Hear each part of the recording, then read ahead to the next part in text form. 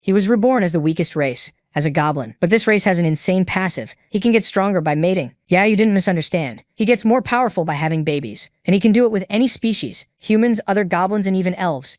Yeah, boy. But don't get your hopes up. If you reincarnate in an isekai, you won't get a power like that.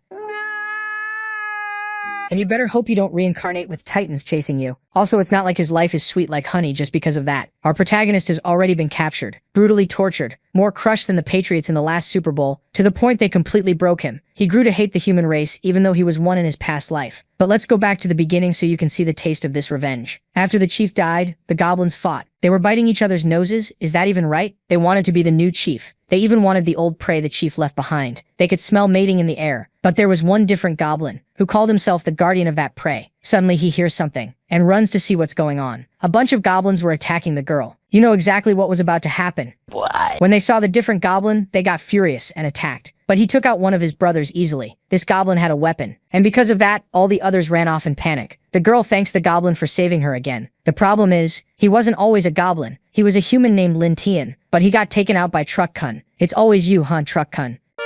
Now he's a goblin, and he has a system, even though it looks like it hasn't been 100% initialized yet. The girl also taught him things about this world. The gods created it and created monsters too. Humans have powers as well, but he reincarnated as the weakest, most despicable monster. Even among goblins he's weak because of his stats. But we can't forget he can get stronger by mating. And this one here already looks like she's got a full belly. Naturally, there are no female goblins, so they need to mate with other species. The problem is, he used to be human, and that feels wrong. The girl says he's different, and that he doesn't want to live with those goblins. Then she talks about a group of knights arriving, and that they'd let him live in the village if she explains. But suddenly he hears goblins coming. He yells for the curvy girl to run with him. A goblin actually shows up, but he was running around saying the humans arrived and that he wanted to mate to get strong. Even at the end of its life, the beast's instinct is to find a hole. With a single hit, he sent his brother to go mate in hell. Looks like the humans really did come. The girl happily says it must be the knights and even cries with joy. Come to think of it, our goblin, even though he's weak, is kinda pot-bellied, right? Suddenly he stops. A man was using a skill right in front of him and wiped out several of his brothers at once. That guy was really strong. He was mad because the goblins tore his new cape. But the problem was his status. It was way too high. Is he really a human? The girl yells that they're there, but our little potbelly just keeps thinking. Suddenly he realizes something is wrong. The knight's sword was already about to cut the girl in half. He saves her, and she falls into a very mating-looking pose. At first, Potbelly thought he might have been mistaken because of the darkness, but he gives off an aura that makes it seem like it wasn't that. The girl claims her name is Kalia, and he says he knows that, but he says she's already been corrupted by the goblins, and might even be pregnant with theirs. She cries and says she wasn't corrupted thanks to him. She says that while pointing at Potbelly saying he saved her, but the knight doesn't care. Potbelly runs. He shoves her, telling her to run, while he grabs the staff. He'll probably die from this hit, but the hit didn't reach him thanks to a golden light. A woman ordered Loder the knight to stop. Kalia asks the saint to save her, begging with all her strength. The saint asks if the goblin can understand what she's saying. This was his chance to get out of here. He says yes. He quickly tells everything about being a human, and not being from this world. After seeing the saint, he's probably wanting her blessings. Loder is impressed, while the saint says he is a gift from the Holy Mother. The blonde woman asks if he really didn't attack her, and Kalia confirms it. So they decide to take the goblin to analyze him later. The saint asks if he accepts, and right away he says yes. With a snap of her fingers, she undoes the barrier. While walking, she orders Loder to do it. The fat guy was about to start thanking her for being saved, but she cuts him off saying yes. Suddenly, Kalia gets stabbed somewhere else, not in the mating spot. What is happening? The one he suffered so much to protect was taken out by her own companions? The saint, with a nasty look and two huge melons, says he better pay her back properly when they return. A week after what happened, Loder was giving a speech in the square, talking about having wiped out the goblins. The whole population cheers for revenge. He lies, saying the goblins killed Kalia, but that it's already been dealt with. The saint says the sanctuary will always protect the devoted, and that's how they controlled the masses. The more prayers, the stronger the sanctuary would be. I barely gave the pedal one turn and the chain already popped off. Suddenly someone calls out for Saint Evelia. She looks at him with disdain. Our fat guy is completely busted up. He yells furiously, cussing her out with everything he's got. She just praises him for his vitality, for still being alive, but says she's going to test the effects of the poisons on the goblin. That makes him furious. He yells that she fooled everyone and even killed Kalia, but she just stabs him. Kalia was killed because she was seduced by a goblin and spoke on his behalf. That's betrayal against humanity. To Evelia, goblins are just parasites, and he should accept her using his body to help with human experiments. But is he going to die? Was his mistake reincarnating with a human? Merciful heart? He was tortured every day just for fun until he was killed. If he had another chance, he'd never trust humans again. He would get revenge on every last one of them. Suddenly he finds himself somewhere else. The system warns him he was the dumbest of all the transmigrators, and offers him the chance to restart. At least the system is honest. Only now he understood that his system had to die to activate. He was offered to go back 1 week in time with his current memories. This was a chance for revenge. With his own hands he's going to get revenge on Loder and Evelia. So he returned to the goblin's nest, but this time with a small boost from the system. The system warns that if he dies again it's all over, and that the humans are coming. He also has the ability to simulate a decision, and he can use it once a day, so he quickly activates it. In the current scenario, the cave has been discovered by Loder, and he needs to escape death. The options would be, warn the other goblins, abandon them and run, and lastly, hide and pray that Loder doesn't find him. But he knows that even if he gathers the goblins, they wouldn't stand a chance. Even so, to test it, he chose the option that gave him the most system points. But in that simulation, he got killed by the human group for overestimating the goblin's strength, but he gained the 10 points. He already knew he couldn't trust the goblins, but now he has points and decides to open the exchange window. There are various weapons at different prices, but with 10 points he can only buy an elven dagger. That gives him 10% speed and 15 strength. Our former fat guy asks why he still hasn't found Kalia. The system warns that because of his rebirth, some details changed and Kalia wasn't captured. So now he just has to escape and survive. At the cave entrance, some guards say goblins are disgusting. Our goblin pinches his nose and imitates a girl calling for help. The guards get excited to kill the survivor even if they're human, since it's Loder's order. Sneaking in, smiling. He tells the person not to be afraid, but then he gets hit right in the head. The revenge is only just beginning. The wounded soldier starts shaking in pain. The other guard walks over, asking why he's taking so long, not realizing what's happened. Lintine smiles, thrilled that the plan is working. Quickly, our boy rushes at another guard, his super sharp dagger making the guy freeze, clueless about what's happening. Lintine snaps a punch into the soldier's face, and the man starts to crumple. Fueled by rage and pure agility, the kid leaps on top of him and goes to work. Just like Lintine guessed, the dagger is insanely sharp. He carves a huge cut into the soldier, and the guard panics, collapsing to the ground. Thinking it's over, the soldier asks if Lintine can speak the human language. Then he begs for mercy, pleading with the kid not to finish him. Trying to tug at Lin's sympathy, the soldier pulls out a photo of his family, saying they're waiting for him at home. When he sees the kid hesitate and realizes Lin understands him, the guard calls Tian smart and claims he was only following orders from the Holy Order. Then he tries to buy trust, promising gold and young women, fresh and juicy, all while planning to grab his weapon and strike. Thinking Lintine got distracted by the bait, the guard lunges like a sneaky rat, calling him a stupid beast. But the soldier doesn't get what he expects. With speed and that brutal dagger, Lintine cuts down the sneaky rat before he can even reach him. The kid kicks off the first part of his revenge. Our protagonist is dead set on making the most of his last chance at reincarnation, in a world where humans betrayed him. Lintine feels more and more certain his revenge will succeed. Then he hears Loder's voice nearby and thinks the captain is coming to capture him. He puts his plan into motion, and takes the guard's clothes. Leaving the area with the soldier's outfit in hand, Lintine says he'll soon find Loder and Ephraia. At that moment, the captain and the saint arrive at the spot where the guards were taken down. Loder wonders if goblins could really have finished off those soldiers. Ephraia thinks a little monster that took out 2 guards might be a mutant. The captain tells his ally that if that's true and the news spreads through the village, the consequences could be catastrophic. Stepping on the fallen guard, Loder seethes, calling him useless for losing to a single goblin. Meanwhile, the sadistic Ephraia lights up at the thought of a mutant little monster, saying it'll be a lot of fun. With a dark look, almost turned on by the idea of a different goblin, the little saint says that if they catch him, she's going to have a lot of fun with it. Then we're back in the forest where the kid escaped. Lin Tian feels relieved, seeing his plan finally working, and knowing he made it out of that cave. While eating, he says he'll deal with his enemies the goblin way, using veracity to boost his stats and expand his influence. With a dark stare, swallowed by hate, Lin says that in this life he'll make every man's only wish be death, and every woman will desire him and cry at his feet. Hearing the bushes rustle, he wonders if Loder and the others still haven't given up. Then Lin Tian spots someone hooded stepping out from behind the brush. He attacks immediately, not giving the intruder a chance to counter. Startled, the figure trips on a rock.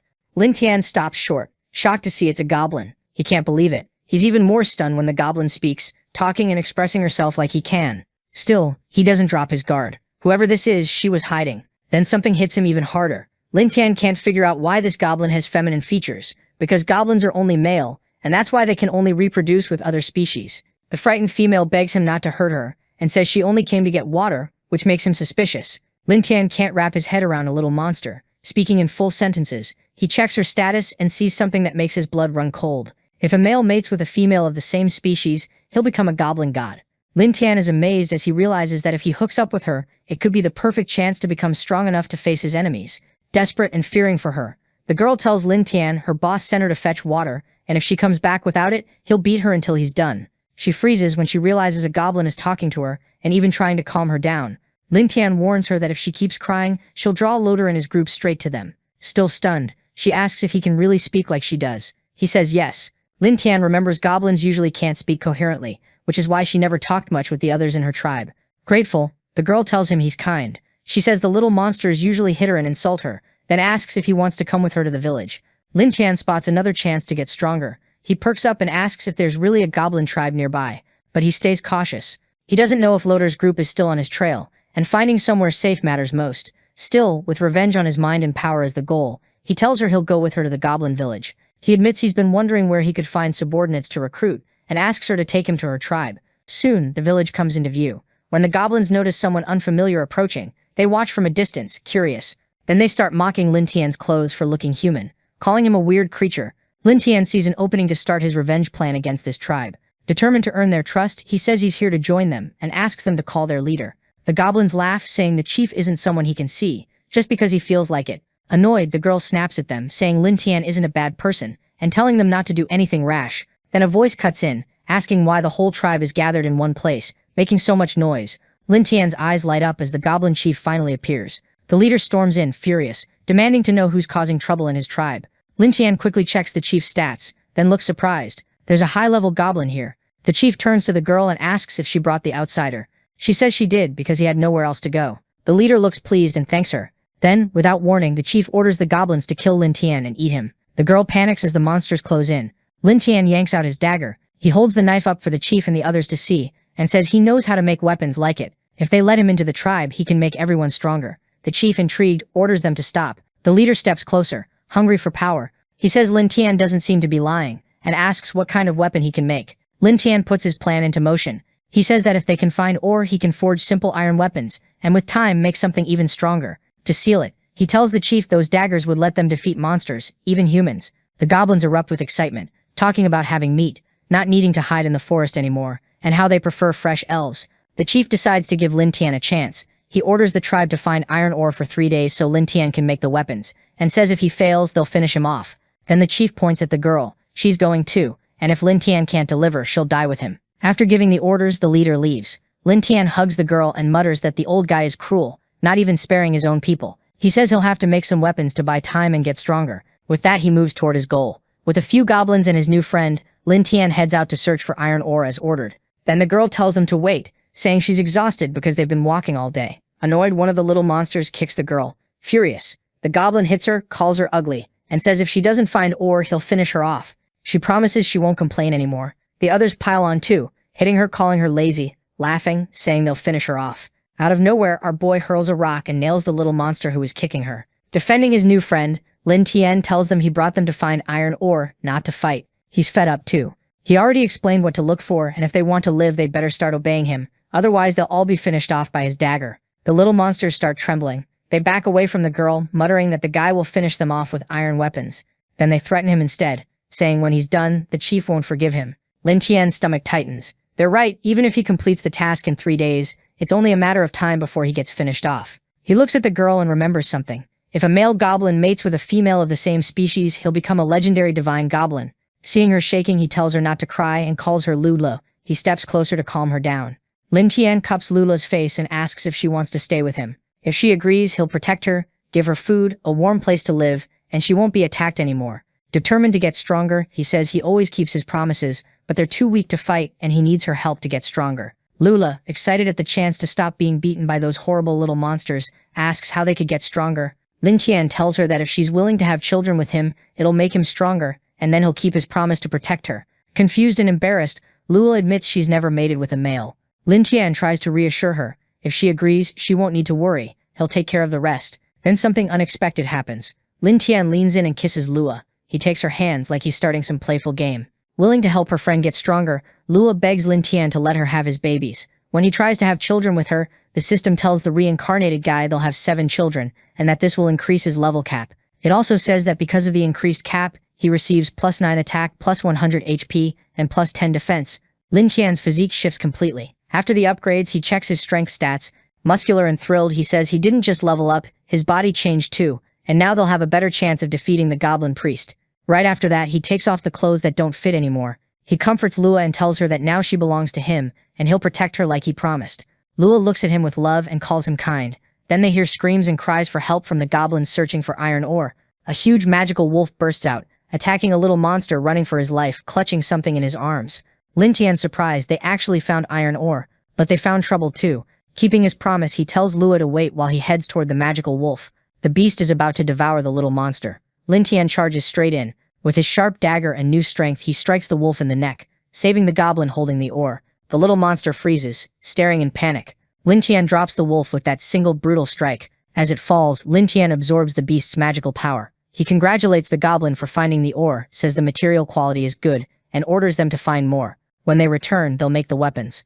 After gathering all the ore they need, the group heads back to the village. When they arrive at the tribe, the goblins are amazed when they realize Lin Tian really did make an effective weapon. Right then, our boy gives them a clear demonstration of what his creation can take down, even wild beasts. Lin Tian shows the chief and the goblins a spear forged from iron ore he collected in the forest. Excited, one of the little monsters, already looking different after getting stronger on the hunt, tells the tribe he saw the boy defeat a magic wolf and save them. Trying to win the goblins' trust, Lin Tian lifts the spear and asks if they want a weapon that powerful. Everyone yells yes. The tribe chief, though, looks uneasy about the boy's success. He takes control, slamming his staff into the ground. Then the priest tells Lin Tian he really didn't lie. The chief praises him for being able to make iron weapons, but he's not done. Trying to prove the boy isn't some hero, the leader tells Lin Tian that if he wants to stay in the tribe, it won't be easy. He'll have to make 50 more spears in just 2 days. After the chief demands an almost impossible number in such a short time, the goblins start whispering about how awful he is, comparing him to humans. Lin Tian, meanwhile, looks pleased. His plan to win over the little monsters is working. To the leader's surprise, our boy delivers all 50 spears right on time. Lin Tian tells the chief the weapons are finished and delivered, and the goblins celebrate his success. Seeming happy to see him pull off the near impossible, the leader praises him again. Then the priest announces everyone will eat meat to celebrate Lin Tian joining the tribe, sending the little monsters into a frenzy. Everything is going exactly as the boy planned. Everyone's thrilled for a big meat feast. That's when Lua hands Lin Tian a piece of roasted meat, saying it's especially for him, an offering from the priest himself. Our boy accepts it and starts eating the tribe leader's gift. Then something goes wrong. Lin Tian starts to feel sick. Worried, Lua asks if he's okay, as the boy chokes after swallowing the meat. The tribe chief quickly approaches, and the girl freezes in fear. The treacherous leader sneers, calling Lin Tian stupid for trusting him. He says he knew the boy was ambitious, and that challenging his authority will only get him killed. Then the chief puts his hand on Lua's head, holding the girl, convinced Lin Tian is too weak to protect her. The priest asks the boy if he really likes that female. Seeing Lin Tian cares about Lua, the leader tells him to enjoy watching her throat get cut, calling her a traitor. Determined to make an example of her and teach Lin Tian a lesson, the chief says he'll do it so the boy never shows off in front of him again. It looks like Lua's end has come, right there in front of the priest's sharp claws, but then Lin Tian stands up. In a flash, he strikes the chief's arm, shocking everyone and saving his companion. The leader, so confident a second ago, turns pale, trying to understand how the boy, supposedly weakened by poison, could move like that. Sarcastic, Lin Tian mocks the old man, calling him stupid and treacherous for falling into his trap. He tells the priest he already knew he'd try to poison him, and he only played along to make him believe it worked. Realizing he's been fooled, the old man explodes with rage, missing an arm and desperate to finish Lin Tian. The leader charges. Our boy squares up, ready. Quick and agile, Lin Tian slips past the attack and lands another blow on the tribe chief. Now it's the chief who looks finished, and Lin Tian, with his super sharp dagger, is the one who'll end it. After dodging the old man's strike, our boy counterattacks and cuts off the treacherous rat's head. Just like that, the old goblin's tyranny ends. The moment their leader is decapitated, the little monsters panic, unsure what happens next. Lin Tian steps toward them, and they shrink back, fear rising with every step. Then he says what matters. From that moment on, Lin Tian declares he is the new leader of the tribe. He tells the goblins he'll lead them to attack the elves and the humans. Raising his powerful dagger, our boy promises them they'll have meat forever under his rule. The goblins go wild over their new boss's promises and start cheering. Lin Tian points at the old man's body and offers it to his soldiers as a celebration gift. Before long, the little monsters swarm the dead traitor. Mindless and starving, they devour the former leader, executioner. Lin Tian stays cold and determined. Taking over the tribe is only the beginning of his revenge. Next, he'll make the elves raise a stronger generation for his tribe. But something is watching, slipping through the bushes. A beautiful elf spies from the forest's edge, horrified by what she's seeing. Nearby, a strange structure sits high in a tree, with goblins hanging from it as a warning to intruders. A girl brightens when she sees her princess has returned. The spy is an elf princess. The girl asks her to wait because the matriarch is busy, but the young woman insists she has an urgent report. The princess pushes open the door to her mother's chambers, saying she has something important to report about the magical eastern forest, and walks into something she didn't expect. Inside, Kasana finds the curvy queen being courted by several male elves. Kasana freezes, mortified to catch her mother fooling around while danger closes in. Before Kasana can back out, the queen tells her to wait and asks what could be so urgent that she barged in like that. Kasana repeats that she has an important report about the goblin tribe in the forest. Curious and arrogant, the queen scoffs. What could possibly be so urgent about weak, filthy creatures? Kasana tells her she found a big black bear eaten in the magical forest, and she doesn't believe goblins could have killed it. She adds that a few days ago she saw the old leader of the Little Monsters tribe get finished off by a mysterious young man, and she wonders if it's connected. But her mother only seems to care that there's a new chief. Still arrogant, the queen orders Kasana to take elf soldiers and organize an operation to deal with the possible threat and not to kill them all at once. Stroking a male elf as she speaks, the curvy, beautiful leader explains that goblin hearts are valuable ingredients for potions used by the tribe. Kasana, burning with embarrassment, says she understands the importance of keeping some little monsters alive. Then the naughty queen tells her daughter she's worked hard lately, and as a reward she'll give her an elf to satisfy her, or if she wants she can choose even more. Kasana, completely flustered, leaves, saying she'll investigate at night and return to report if anything happens. Back with the goblins, they plan the attack. Using branches as markers, they make a map and tell Lin Tian the Forest of 1,000 Wonders has about 30 houses in the trees. Pleased with the work, Lin Tian tells his best soldier that when they conquer the elves, he'll get 2 elf girls as a reward. The goblin practically shakes with excitement. Fired up by the promise, Lin Tian's right-hand man says he'll order the others to prepare the weapons. Lin Tian starts putting his strategies into motion. Using the intel, Lin Tian calculates 2 elves per house, 70 total, including 10 in the mines. Wanting to make his tribe stronger, he announces that from now on, they'll hunt in the magical forest. The goblins erupt with excitement. Hunting lets Lin Tian boost his stats, gain more agility, and pick up a wider variety of skills. The goblins also grow stronger in the magical forest. Tirelessly, Lua and Lin Tian hunt magical monsters, stacking skills and steadily increasing their strength. The goblins start using group attacks to bring down bigger beasts and share the stat gains. With the tribe's Devour skill, they absorb ability after ability, raising the overall level to 18 and total power to 250. Lin Tian analyzes the numbers and concludes each elf has around 200 strength. That means the goblin tribe's total power has already surpassed the elves overall. Still, he's invading enemy territory, so he plays it safe. Lin Tian uses the system to simulate an attack and study the results. At his request, the goblin's life simulation begins. Lin Tian leads the goblin army, now massively stronger toward the elves, confident the attack will succeed. Because of Lin Tian's overconfidence, the little monsters walk straight into an ambush.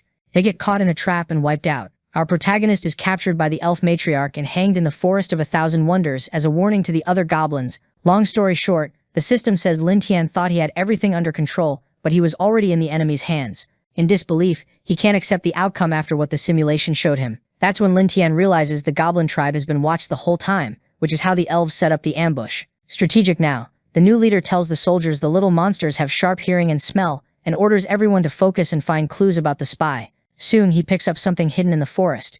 Using his magic power, our boy spots the spy behind a tree. On a beautiful moonlit night, without realizing she's been found, the princess and her soldiers pull back fast, planning to inform the matriarch about a possible attack. Then several shiny arrows fly toward the fugitives. Somehow, one nails the princess right in the butt. Kasana screams in desperation, unable to believe she's been captured. Right after that, she drops to the ground. The beautiful princess panics when she realizes she's paralyzed by the arrow, just like her soldiers, while the goblins praise Lin Tian for hitting an elf. Worried, our boy wonders if the prisoner's body is reacting strangely because of the poison. Sarcastically, Lin Tian tells the princess he didn't think it would be this easy to capture them. Pleased the plan is going even better than he imagined. He tells Kasana they showed up at the perfect time. Then the new goblin leader orders them to bring all the elf prisoners back to the tribe. Back in the village, one of the little monsters yells to throw water on the elf, saying the boss has arrived. Kasana looks completely worn out as Lin Tian approaches. Our boy says goblin bodily fluid has a special effect on females, paralysis and arousal. It boosts their chances against the elves, since the elves are matriarchal. Furious and barely able to move, the princess demands to know how filthy creatures dare capture her and still plan to attack the elf tribe. Kasana tells Lin Tian that without the matriarch's mercy, the elves would have wiped out every goblin already, and if they hurt her, her mother won't forgive them. Sarcastic and confident, our boy mocks the princess. Then the reincarnated guy throws Kasana to the ground, saying he finds it interesting she keeps talking about mercy. Lin Tian tells her the elves she describes and the elves her underlings describe don't sound like the same people. Her soldiers are dumb, but they don't lie. He adds that her tribe could have wiped out every goblin in the forest, yet plenty are still alive, and he doesn't buy that it's mercy. Certain of victory, Lin Tian tells the princess she doesn't need to say anything else. Tonight the goblin tribe will go to the elves and find out the truth. Our protagonist tells the soldiers they can split up the 2 prisoners who were taken out and devour their abilities. The leader of the little monsters looks at the princess and asks what he plans to do with her. Not imagining what's coming, Kasana gets desperate and begs for mercy. but she'll be the next one to get pounded by the future goblin god. After messing around with the princess, Lin Tian's stats go up, unlocking new abilities. Back in the elf tribe, the matriarch looks insatiable. Her subjects beg for a break, saying they can't keep satisfying her because the tonic ran out. The naughty queen says they should have captured more goblins the last time they went hunting. The exhausted subjects stumble in after catering to the matriarch's desires, and she asks about Kasana. One elf says she still hasn't come back. That same soldier asks the tribe's mother if she wants them to search for her daughter and use the chance to finish off some goblins, leveling up the warriors. Worried, the matriarch agrees, saying he'll take some soldiers to support Kasana against the little monster's tribe. Then someone arrives and says the queen's daughter won't be coming back, leaving her terrified, unsure who it is. In the darkness, Lin Tian appears and fires arrows toward the queen. The matriarch's soldier takes one right in the forehead. Desperate, the queen catches the next arrow before it hits her. Accompanied by his loyal soldiers, Lin Tian tells the queen he captured her daughter, and that soon Kasana, sarcastically, our boy tells the matriarch that this way, now they'll be a family. Brave, the queen refuses to surrender and grabs a sword to defend her people. She demands to know what Lin Tian did to her daughter. He just mocks her again. Furious, the matriarch charges, swearing she'll finish him off. Lin Tian dodges her attack without any trouble, and tells her the elf tribe is already surrounded. If she surrenders, she might be treated well. Then the stunning elf matriarch freezes, paralyzed by the goblin's poison. Lin Tian tells her the arrow was coated with the little monster's fluid, and it causes paralysis in elves. He advises her to stay still. In that moment, the horny matriarch realizes how easily she was captured. Lin Tian says he heard her talking about upgrade tools and excitement tonics, and he figures that was the goblin's plan for the elves. Facing the blade of her future owner, the matriarch realizes she's staring at the new leader of the little monster's tribe Kasana mentioned, the one she didn't take seriously. The queen flinches when she hears screams for help outside her treehouse. Lin Tian tells her time to decide is running out. He drags the tribe's mother to the window so she can see he's not kidding, then tells her now is the time to talk about cooperation. The queen can't believe what's happening outside her quarters. The elves scream and beg their tribe's mother to save them, saying they don't want to be taken by the goblins. The matriarch grows more desperate by the second. Furious, she demands to know what they did to her village. Lin Tian says that right then the little monsters aren't weaker than the elves anymore. He reminds her that when the elf tribe was strong they wiped out the goblins, and it's only natural the little monsters would take revenge once they got stronger. Lin Tian says he needs more strong goblin warriors, and that's why they still need the elves. As for what happens to them after they've been used, he says it depends on the tribe mother's attitude. The naughty queen finally surrenders, begging for mercy so they'll spare her children and let everyone live. The matriarch kneels before Lin Tian. The beautiful queen agrees to stay and let her elves have children with the goblins, making them stronger. Back in the little monster's village, Kasana is devastated to see that even her mother was captured. The queen apologizes to her daughter for not believing they could be defeated. The matriarch says that right then only defenseless women and children were left to preserve the elves' bloodline. Then she adds that all the elf girls had already played with the goblins. Trying to calm her daughter, the matriarch says that from that moment on they can only survive inside the little monster's tribe. Lin Tian tells the queen and her daughter he'll take care of them all and give them 3 meals a day. But if they have bad intentions, they shouldn't blame him for being cruel and finishing them off. Thinking about what's best for everyone, the matriarch says she got the message. Then the queen tells Lin Tian she has a request. She says they're all her children and asks if he can take care of them. Right then Lua shows up, struggling to handle so many elven and goblin children. Lin Tian understands the matriarch is like this because of the infinite maternal love attribute elves have.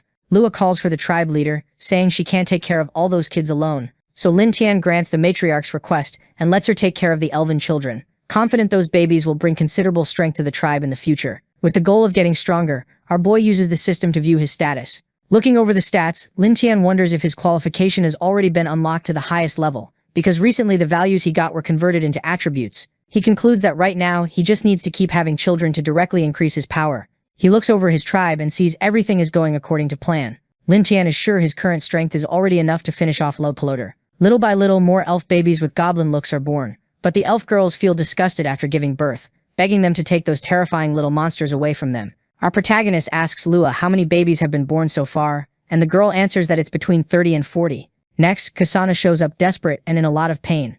Lin Tian looks worried because the princess is pregnant with his child. He rushes to her as she screams through labor. The queen tries to help her daughter, begging the princess not to give up. Terrified for her firstborn, the matriarch pleads with Lin Tian to help deliver the baby, since it's Kasana's first time giving birth.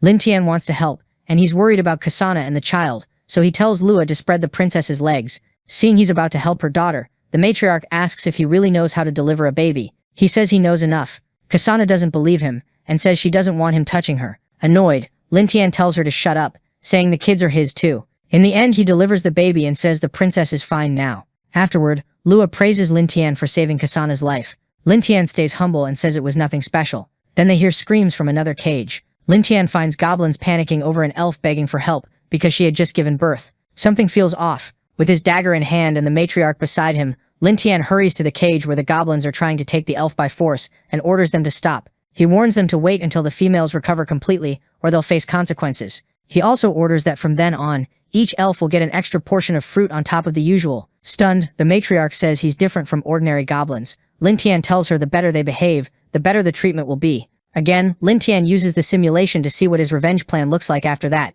It says that after a lot of effort he wins over the elf tribe, gets all the elf women pregnant, and they give birth to goblins with stronger attributes. As the village numbers grow, Lin Tian decides it's time to get revenge on Loder and the others. He sneaks into Brighttown alone and finds the group. After the simulations, the system gives him 3 options, each with a different score tied to its ending. Lin Tian wonders if he really found them, and remembers his current strength is basically the same as Loder's, so he can't underestimate Loder's companions.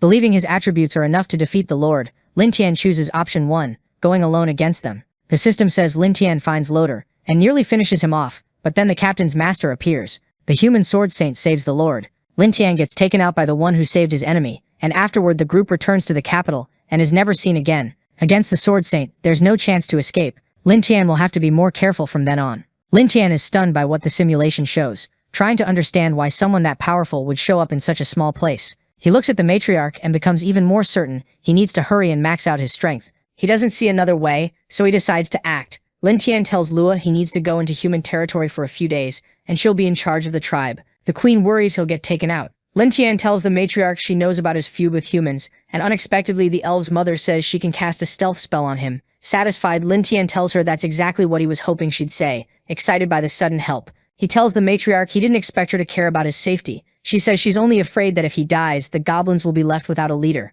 Thinking of her people, the queen reminds him all her children are in that village, and if he comes back alive, everyone will be safe. Lua and the matriarch promise they'll take good care of the tribe while he's gone, as Lin Tian heads toward his goal. Now in Brighttown, people walk, soldiers move through the streets in calm, steady patrols. Looks like a full security team has the area locked down. Seeing that many troops, Lin Tian can't help wondering if the Sword Saint has already arrived, but he's been gathering info all day, and he hasn't heard a single word about her. Still, all this patrolling feels off. Then Lin Tian notices a crowd heading the same way. He follows and finds people gathered around a board showing the adventurer team rankings in Bright City. Lauser sits at the top. Lin Tian narrows his eyes. Did Lauser get stronger just by taking first place? Either way, Lin Tian knows he can't waste time. If he doesn't find more clues soon, his revenge plan falls apart. As he passes a tavern, he hears someone loudly promising drinks on his tab, saying they'll drink until they can't take it anymore. Lin Tian freezes. He knows that voice. Finally, he steps inside and sees Lauser drinking like he doesn't have a care in the world. One of Lauser's companions starts praising him, going on about how Loder and Ifreya saved him from the 4-armed monkey, and the girl piles on talking about how amazing their captain is. Then a member of the Bashi team cuts in, saying it's ridiculous to brag over something that small, like a weak little monster. Lauser's companion snaps, furious, and tells him to get lost and stop talking nonsense. The Bashi member fires back like a kid, saying even if there's some hero team, he'll still beat him up. The tavern owner finally loses patience. He says the dragons have entered mating season and have been snatching cattle, and if these guys are as strong as they claim, they should go stop them. That grabs Lin Tian's attention as he drinks quietly. The owner keeps going. If the evil dragons attack Bright City and the capital doesn't send reinforcements in time, the adventurers won't be able to repel the horde. Everyone's about to face the darkness. Lauder stands, confident. He says there's nothing to fear because he called his master, the Sword Saint. Together they'll join forces against the dragons and defeat them. The tavern goes silent. The warriors stare, stunned that Lauder can summon someone that powerful. Then the soldiers erupt, praising Lauder, saying that if they succeed, he'll be named the hero of Bright City. Lauder raises his voice and says he'll buy drinks for everyone as a pre-celebration for the Sword Saint's arrival and for wiping out the dragons. Lauder Tan takes it as his opening. If beasts are coming to the city, he can use that chaos to strike. He turns and leaves. Lauder notices him heading out even after the offer of free drinks. He calls out, asking if Lauder Tan isn't going to stay and drink. Lauder Tan doesn't even pause. No, cold and direct. He tells Lauder there will be more chances in the future. Lauder frowns, confused. Who turns down free drinks? Bright City is decorated from end to end, waiting for the Sword Saint's arrival. Soon, Lauder approaches his master, who's meditating in a temple. He reports that the evil dragon's hovering distance is getting closer and closer, and they'll probably attack the city soon. At his words, his master grips her weapon and rises. The Sword Saint asks how the task she gave him is going. Lauder answers that the 10 dragon hunting ballistas were built according to her plans. She warns him that if anything goes wrong, his reputation will be on the line. As they leave the temple, they run into a crowd. People can't believe they're standing before someone so majestic and powerful. Thinking ahead, the Sword Saint tells Lauder this is a special moment. She asks why everyone is just standing around and orders them to prepare for battle. And right on cue, something approaches Bright City. A massive flying beast appears, already clutching a resident in its claws as the streets explode into panic. The Sword Saint's eyes sharpen. That's a scout dragon. She says when it shows up, the full dragon horde follows soon after. She orders Lauder to take his companions and follow her to the walls. Elsewhere, a goblin rushes to Lin Tian and tells him a dragon has arrived in the city. The little monster says he went to check, and there are soldiers crowd the wall, asking what they should do. Cold and calculating, Lin Tian says it's time to attack. The enemy is almost here, so for now, they wait. Like a true strategist, our protagonist, along with his high-level goblins, decides to enjoy the show. Several dragons fly straight toward the shining city, but a beam of light suddenly slams into one of the flying beasts, right in the wing. Lauder and Ifreya stare, shocked by what those weapons can do. The Sword Saint, after striking the dragon and demonstrating the crossbow, asks a soldier if he understood how to use it. The soldiers ready themselves and fire with the weapons the master provided. The flying beasts start dropping one by one, pierced by the crossbows. The warriors cheer at how effective the weapons are against dragons, but then something else draws every eye. Something terrifyingly powerful approaches the shining city. People collapse, clutching their heads, saying it hurts. Lauder and Ifreya go pale, like they already know what monster is coming. Then the golden-purple mother dragon appears. The soldiers freeze, muttering that those weapons won't be enough to defeat her. Eyes locked on the city, the beast looks furious.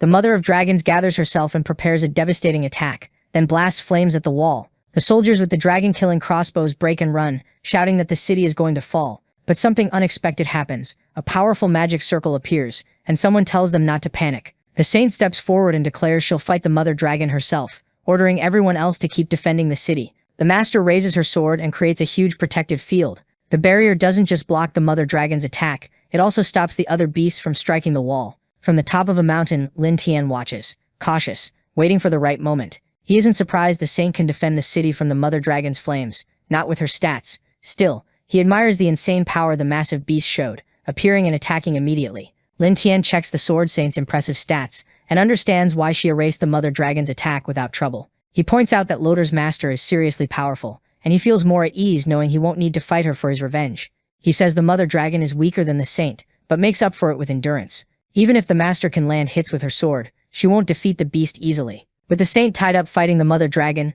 Lin Tian calls it the golden chance he's been waiting for. Determined, he says the moment to get revenge on the human race has finally arrived, and orders the goblins to follow the plan and enter the city. While the capital is being invaded by dragons, no one realizes another danger is closing in. Lauder says the flying beasts are hard to deal with, but he has to thank his master's teachings. Thanks to his teacher, the captain says he's now a dragon slayer. Then, to Lauder's surprise, a resident sprints up in a panic, screaming that goblins are invading the city. We see the captain's team still fighting dragons, and Lauder insists the little monsters are dumb, but he doesn't believe they're stupid enough to attack the capital. Then another resident comes running, with several goblins right behind her. Seeing the little monsters for himself, the captain realizes he's in trouble. Like a true hero, Lauder orders his companions to handle the remaining dragons, while he and Ifreya take out the goblins. A little monster spots the capital's heroes and bolts. Furious, Lauder yells for them not to run, but the goblins plan that escape, and just like that, Lauder and Ifreya are captured by the little monsters, exactly as Lin Tian intended. The captain's companions shout that they're coming to save him, but they can't get close with so many goblins surrounding them.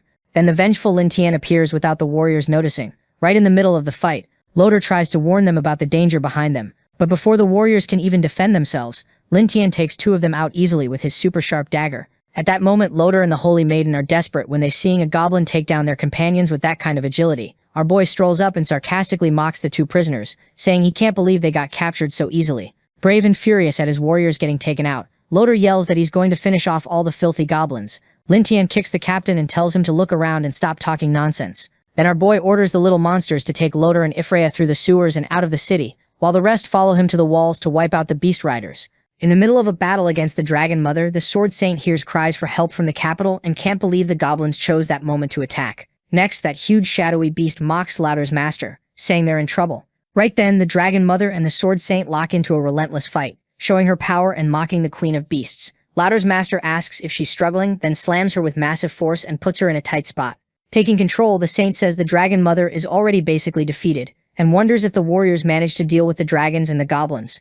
Then a huge explosion goes off on the wall. The chaos in the city pulls the saint's attention, and the dragon mother, who was almost going down, says the little monsters showed up at the perfect time. Realizing the shining city's savior is distracted, the dragon queen escapes fast. While fleeing, the mother of beasts tells the saint that when she recovers, she won't forgive her, leaving the powerful warrior furious that she let that massive beast get away. Full of rage at not finishing the dragon queen, the shining city's savior swears that sooner or later she'll go to Dragon Island and finish them all.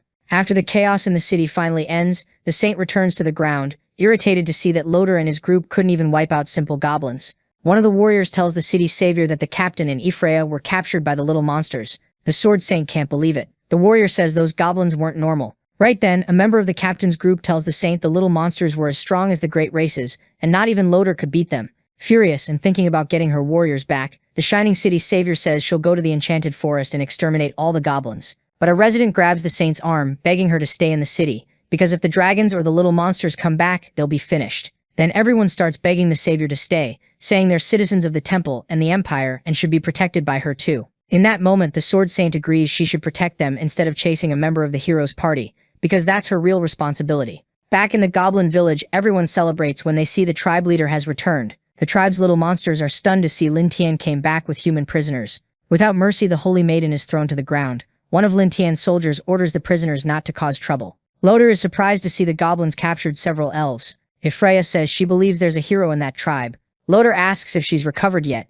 and she answers that the poison in her body is strong but her sacred constitution will soon be complete. Hearing her talk about her powers, Lin Tian sneaks up and mocks her, saying he can't believe she recovered so fast. The girl panics, asking how he knows her name and what his intentions are in capturing them. With a dark look, Lin Tian steps closer to the holy maiden. Our protagonist, hatred burning in his heart, digs his claws into the girl's thigh. Ephraia screams in desperation from the pain while Loder can only watch, unable to help her. The captain yells for Lin Tian to stop torturing his companion, but for shouting at the goblin tribe leader, brave Loder gets hit by one of the little monsters. Furious at Lin Tian, the captain asks if he understands the consequences of capturing them, since the sword saint will find them and wipe them out. Confident, our boy says Loder's master will be his prey too. He's just waiting for the right moment, and even if she tries to look for them, she'll never find them. Continuing with his plans, Lin Tian tells the goblin Kawang that he'll be responsible for everyone of the second generation, and orders them to go into the forest to hunt some monsters. Knowing sure he'd be hunted by humans, our boy decides to speed up his evolution and run a questionnaire. With Loach stepping on his chest,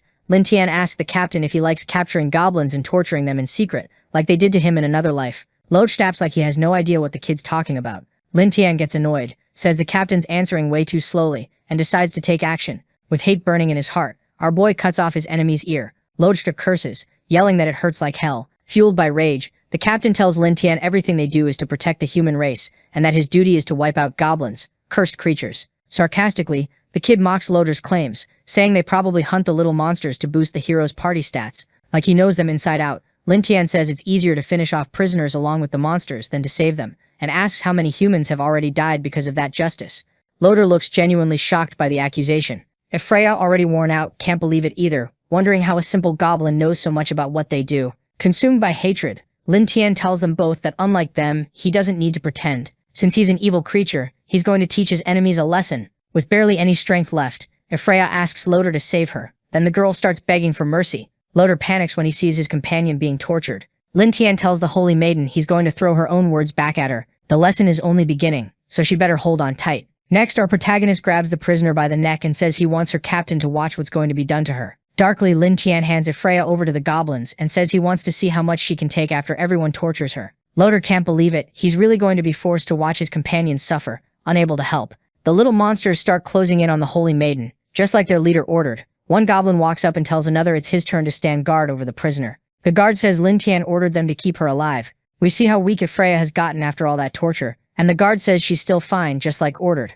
Loder tells his companion to hang in there. The girl, barely holding on, tells the captain not to worry because she isn't suffering. The guard shuts the prisoner down, saying he has no right to speak, and steps on his head. Meanwhile, the elf queen, caring for her baby, asks her daughter if Lin Tian really holds a grudge against humans. The girl stresses they're in trouble. Hearing her mother's doubts, Lua shows up and says the boy already mentioned he would take revenge on humans, so yes, he probably does hate them. Starstruck by Lin Tian, the elf queen points out how determined he is, how he never lets an insult go unanswered, and that's why he's the most special goblin she's ever seen. The elf makes an embarrassed face, thinking that even in that area he's powerful. It feels weird to her, like she wants to be even more won over by him. Meanwhile, somewhere else, a goblin reports to the MC that the second-generation elves who went out hunting have returned.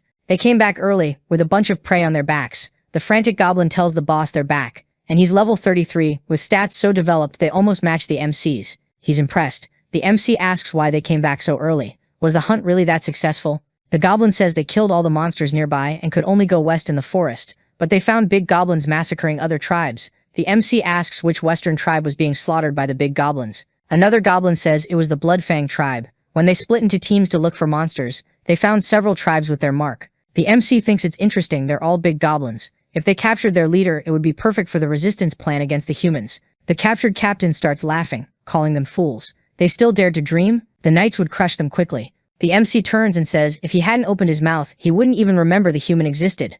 The goblins move toward the captain, but the MC says there was still another human there. The captain asks desperately what they were planning. A goblin grabs the human captain by the mouth, saying it's finally his turn, and that his skin is way too soft, driving the captain crazy. Evlia stays silent, forced to watch, and a few hours later, the captain is exhausted, face down, completely passed out. Night falls.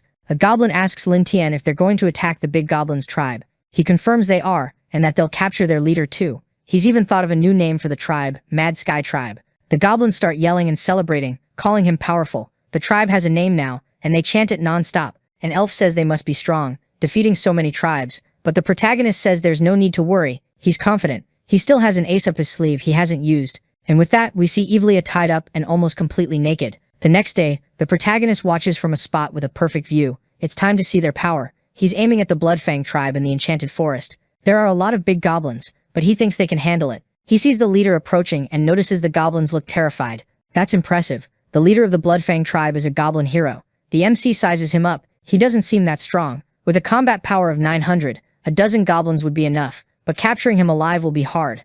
Paralyzing poison won't do much to a big guy like that, so he needs another solution. If he can use the binding magic Evlia used on him, that should work. He decides to go see her. Back at the Mad Sky tribe, a goblin approaches Lin Tian and says he did what he ordered. The human is almost finished. The MC congratulates him on the good work. The girl begs to be put out of her misery, saying she'll redeem herself before the Lord. The MC wipes her wounds with a warm cloth. She asks who it is, still not looking back. When she turns and sees the protagonist, she starts screaming for him not to come closer, shaking. She screams that she's going crazy. That thing was a demon, that she's in so much pain. The MC slaps her, grabs her from behind, and hugs her, saying the punishment is over. She cries, asking if it's true. He pulls back and says he does what he says, but she needs to choose her faith. She asks what faith. He tells her to choose between believing in God or believing in him, becoming his pet, and escaping the non-stop pain. He says it while stroking the top of her head, and she trembles.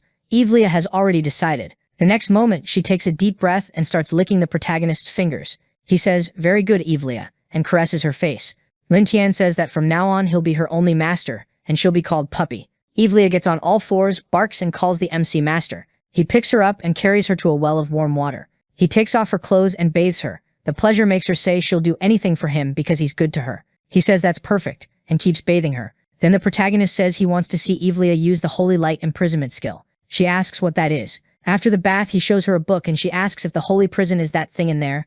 Evlia focuses and starts a prayer. Her body lifts slightly as the power channels through her, and then a gigantic prison appears in front of her. The MC is impressed by her power. They walk through the tribe's prison. The captain senses them and starts yelling for Evlia to attack the MC and heal his body as fast as possible. The MC says she gave herself to him willingly. The captain doesn't believe it. She's the daughter of the leader of the Holy Church. She wouldn't give in that easily. The MC orders her to kneel and say she's doing all of this of her own free will. She obeys immediately, kneeling and smiling at him. The captain gets desperate at the sight. He leans toward the bars, smiling and drooling with hatred, saying the MC's actions will make the goblin race disappear from the world.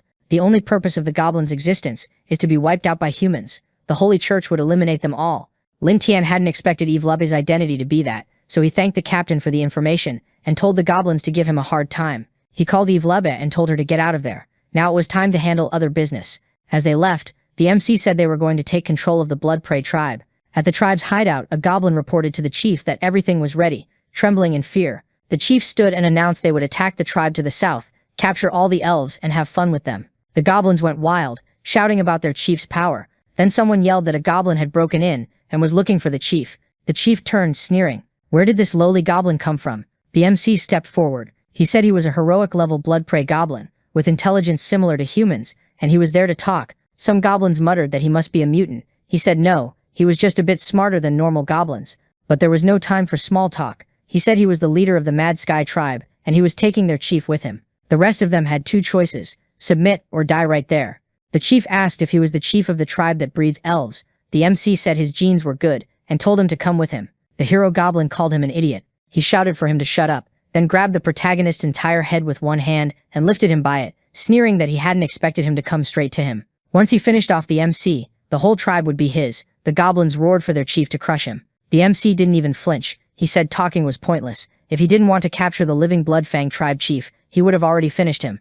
With a flipping strike, the protagonist sliced the goblin's hand off. The chief screamed in despair, crashed to the ground, clutched his arm, and ordered his underlings to destroy the protagonist. The goblins rushed in to avenge him. Lin Tian snapped his fingers. "Come out now." A knife punched through a Bloodfang goblin's chest. Mad Sky goblins shimmered into view, emerging from their invisibility skill. The enemy goblins shouted, asking how they could appear without making any noise. The MC's servant answered, "Silent steps." Then he yelled for them to wipe out all the Blood Prey tribe goblins. That was the chief's order. Panic spread. Warrior goblins were everywhere. Everyone had walked into the MC's trap. He'd used the negotiations to keep their eyes on him and leave them exposed. The goblins were no match for the chief, so he tried to run. Even as he fled, he screamed that he had to kill the MC first, then charged back in to punch him. The MC stood with his arms crossed and only said one word: Evilea. She began casting Holy Light Prison. A glowing cage snapped into place, trapping the hero goblin. He froze, confused. It was a light spell, and goblins couldn't use light magic.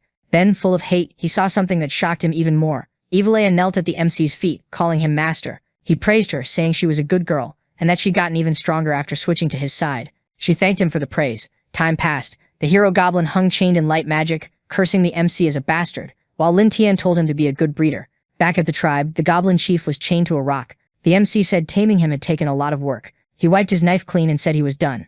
Now the chief wasn't a threat anymore. The captain was impressed they'd captured a hero goblin, and wondered how Lin Tian pulled it off. Lin Tian spoke to Lujia. He told her to let the other goblins handle the artificial insemination task. She only needed to supervise. She said she would. He handed Evilea over to Lujia and said she was under her care now. Lujia agreed. Then he told the elf queen to help him prepare, because he was going to meet a friend. She asked if it was really a friend. He said yes, an extremely important friend. Judging by Lujia's arrogance, the human forces would arrive soon, and they might not be able to face them. So it was time to visit the Dragon Mother. Dragon Island was at least 100 kilometers away, and the fastest way to get to Dragon Island was to lure a dragon over. The MC left several dead oxen on the seashore. With that much blood in the air, a dragon would show up soon. He hid inside one of the carcasses, like Luke Skywalker keeping warm on Hoth. The dragon swoops in, grabs the oxen in its claws, and takes off at full speed toward Dragon Island. When it arrives, it drops the oxen into a hole. They slam into the ground. Somehow the MC doesn't turn into ground meat from the fall. He crawls out of the carcass and realizes the dragons don't hunt just for themselves. Now he just needs to find the Dragon Mother. Something speaks from behind him about something weird mixed in with the food, and it freaks him out. A purple dragon steps forward and says she recognizes him. He was the goblin boss who attacked the Tribe of Light the other day. Why was he sneaking around on her territory? Did he think she couldn't eat him? The MC tells her to wait. He wants to propose a deal. The dragon finds that interesting. A little goblin offering her a deal, and she starts transforming into her human form. The female dragon says if it's something nice, she might decide not to eat him. He tells her she wants revenge on the Sword Saint too, so he proposes an alliance as payback for him freeing her the other day. The dragon's impressed that someone so inferior would dare go up against the Sword Saint. It makes her curious. She's almost twice his size, stands next to him, and asks how he plans to defeat that woman. He says it's simple. Send her dragons to harass the Village of Light every now and then. She asks about them. What would the goblins do? What can a bunch of little goblins do to challenge that crazy woman? What's his plan? She lifts a finger under his chin and says facing the Sword Saint head-on won't work. He says they have to attack her mind. Breaking her spirit is the best way to defeat her. The Dragon Mother laughs and says she gets it. Using the goblins to wreck things without losing any of her soldiers sounds way too perfect. The protagonist asks if they have a deal. She says yes, and admits she didn't expect to meet a goblin as clever as him. The more she looks at him, the more she likes him. She licks her lips and asks if she should give him a little reward. The MC freezes, realizing female dragons are in mating season. The Dragon Mother also realizes his body is way too small for her. Since that's the case, she'll give him another reward first. She looks ahead and asks which one she should choose. Back at the Crazy Sky tribe, Loader is crucified in the middle of the tribe, with heavily armed goblins nearby. He's been there so long and the guard still hasn't come to rescue him. If he doesn't escape soon, he's going to lose it. But he has no idea how to get out. He remembers goblins aren't very tall. If he could reach a higher spot, maybe he'd have a chance. Then he sees something that terrifies him. A dragon. A flying dragon. He screams at the goblins to let him go, fast, because he doesn't want to get burned by dragon breath. The goblins panic too. One elf asks how it got there, and another says there's someone on its back. The dragon lands in front of them all. Sitting on top is none other than the protagonist. He steps down, pulls back his hood, and says he's back. The goblins stare, stunned. He tells the dragon to rest right there and not leave. The goblins erupt, shouting that Lin Tian is way too incredible, celebrating with huge joy. Loder is dumbfounded. Is he really a goblin? He prays the Order of Knights comes to save him soon. In the City of Light, several knights approach the city center. They bow before the Sword Saint, but she says time is running out, and they shouldn't worry about formalities.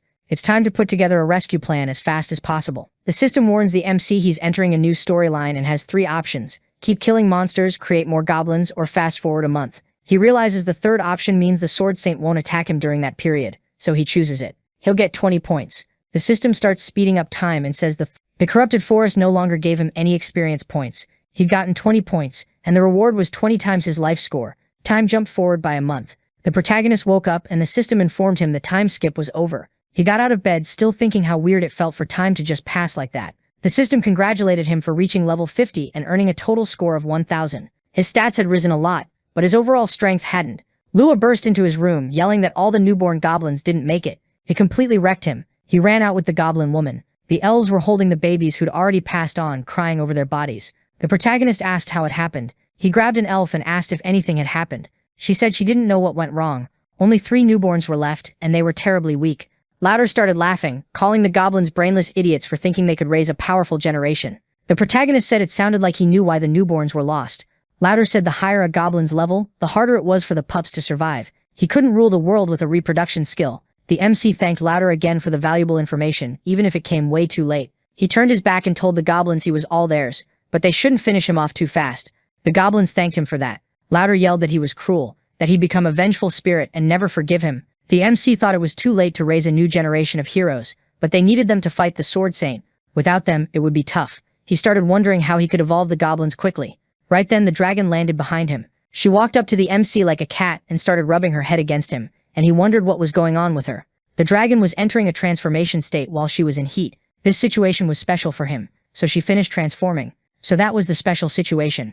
The gift the mother dragon had left for him. The female dragon started coming on to the MC, and he got nervous. She jumped on him, knocking Lin Tan to the ground. With a love-struck face, she straddled his lap and licked her lips. The system warned that he'd unlocked a new achievement, and this time his stats increased a lot. The protagonist was recovering from the growth session he got from the dragon. She was just 1, but she was insanely fierce and thirsty. So this was the power of dragons. He'd already become kind of a hero. He could grow just by drinking her blood, but she wanted to do that with him. She showed up behind him again, even fiercer, saying she still wasn't done with him. He screamed in desperation, telling her she had things to do before coming back to him. She had to give her blood to the goblins, and then she could come back. She charged at the goblins ferociously. They got confused and panicked. It looked like she was about to chop them into little pieces.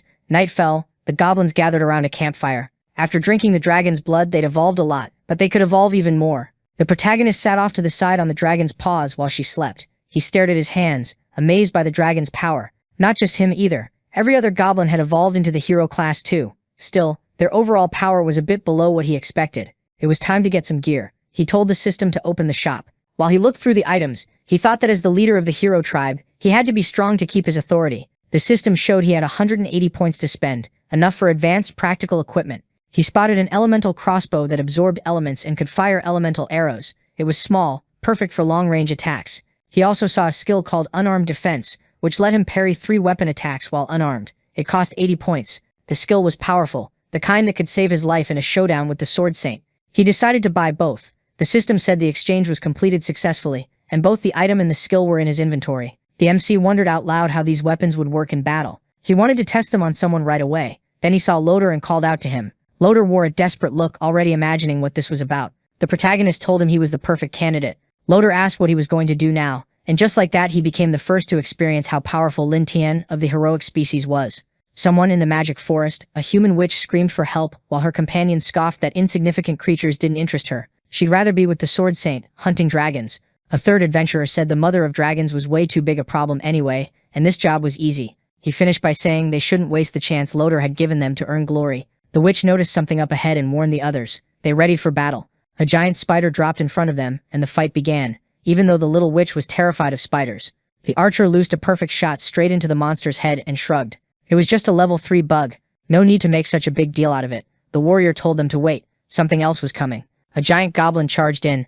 a heroic species one. They muttered that he looked like the leader. Pretty easy to find, actually. They tightened their grips, already celebrating an early win. Sure, the credit would be theirs. The warrior ordered the charge and told the others to cover him. As the monster let out a war roar, one of the knights asked the captain to wait. Leave that one to him. They'd beaten several goblins on the way, but this would be his first heroic species kill. The captain agreed and told him to finish it quickly. The knight asked him to watch. He leveled his spear. He dropped the goblin in a single strike. Storm spear. He hurled the weapon straight at the goblin's chest, aiming for the biggest target, and shouted for it to die. Then everyone froze. The goblin caught the spear like it was nothing, and stared them down. How was that possible? The goblin drew back to throw it, and the captain shouted to activate the shield fast. The spear slammed into the center of the shield, and detonated. The blast rocked them. The shield was pierced clean through the middle. They stood stunned. It had nearly shattered from brute force alone. If it was a physical type, they needed distance. The archer set up her shot. One arrow was enough. Her aim didn't miss. That's what she thought. A hand punched straight through her stomach. She looked back, desperate,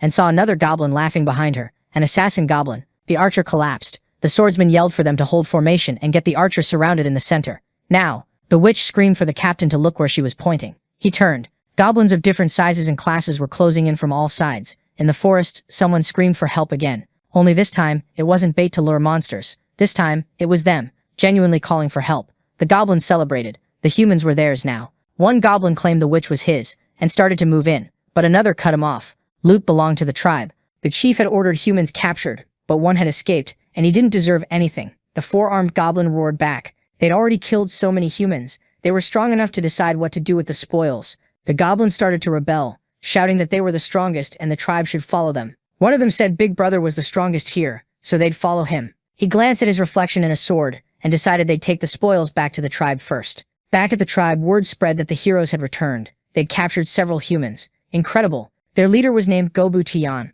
The protagonist sat quietly. An elf beside him, visibly nervous, asked if he could still control them. He didn't answer. Nothing. The four-armed goblin hoisted the human's captain. That one was his, and he was going to eat him. Lin Tian stepped up and told him to let the captain go. The human had information he wanted. The goblin looked down at him, sneering at his size, and flashed an ugly grin. If Lin Tian wanted the human, he'd have to trade him one of his women. The women flinched, shocked and scared. Lin Tian raised his arm to stop him. The MC looks up, anger burning in his eyes, and asks if he even understands what he's saying. The MC is their leader. The four-armed one turns back, points at the red-haired goblin, and calls him Gobu Kwang. He says Kwang is stronger than the MC, so they're going to follow him. The MC looks at the two goblins and asks if Gobu Kwang is the one behind the rebellion. He says if the redhead beats the four-armed one, he'll forgive him. The four-armed one bursts out laughing, saying Kwang would never obey the MC. Kwang is the new boss, and they're going to kill the MC and rule the tribe. A hand suddenly clamps down on the four-armed one's head. He freaks out. When he realizes what's happening, Gobu Kwang is the one holding him. He's about to speak, and then ketchup sprays everywhere. Both the protagonist and the elf stare, stunned. The four-armed one lies sprawled on the ground, and the other goblins recoil in fear. The redhead calls the MC leader, and says that ever since he evolved, he started to understand a lot more. He's not like those arrogant idiots. He respects the MC, but he also believes in brute strength. He calls the MC father, and says he beat the previous chief to become the new leader, so now he wants to try too. He's level 50, his stats are absurd, and his total score is 1200. The MC smiles. He gets it. The kid has the guts to challenge him with a power of 1200. Lin Tian lets out a fiery aura, and says Kwang's growth is impressive, but is he sure he wants to challenge him? The protagonist's aura looks like a Super Saiyan's.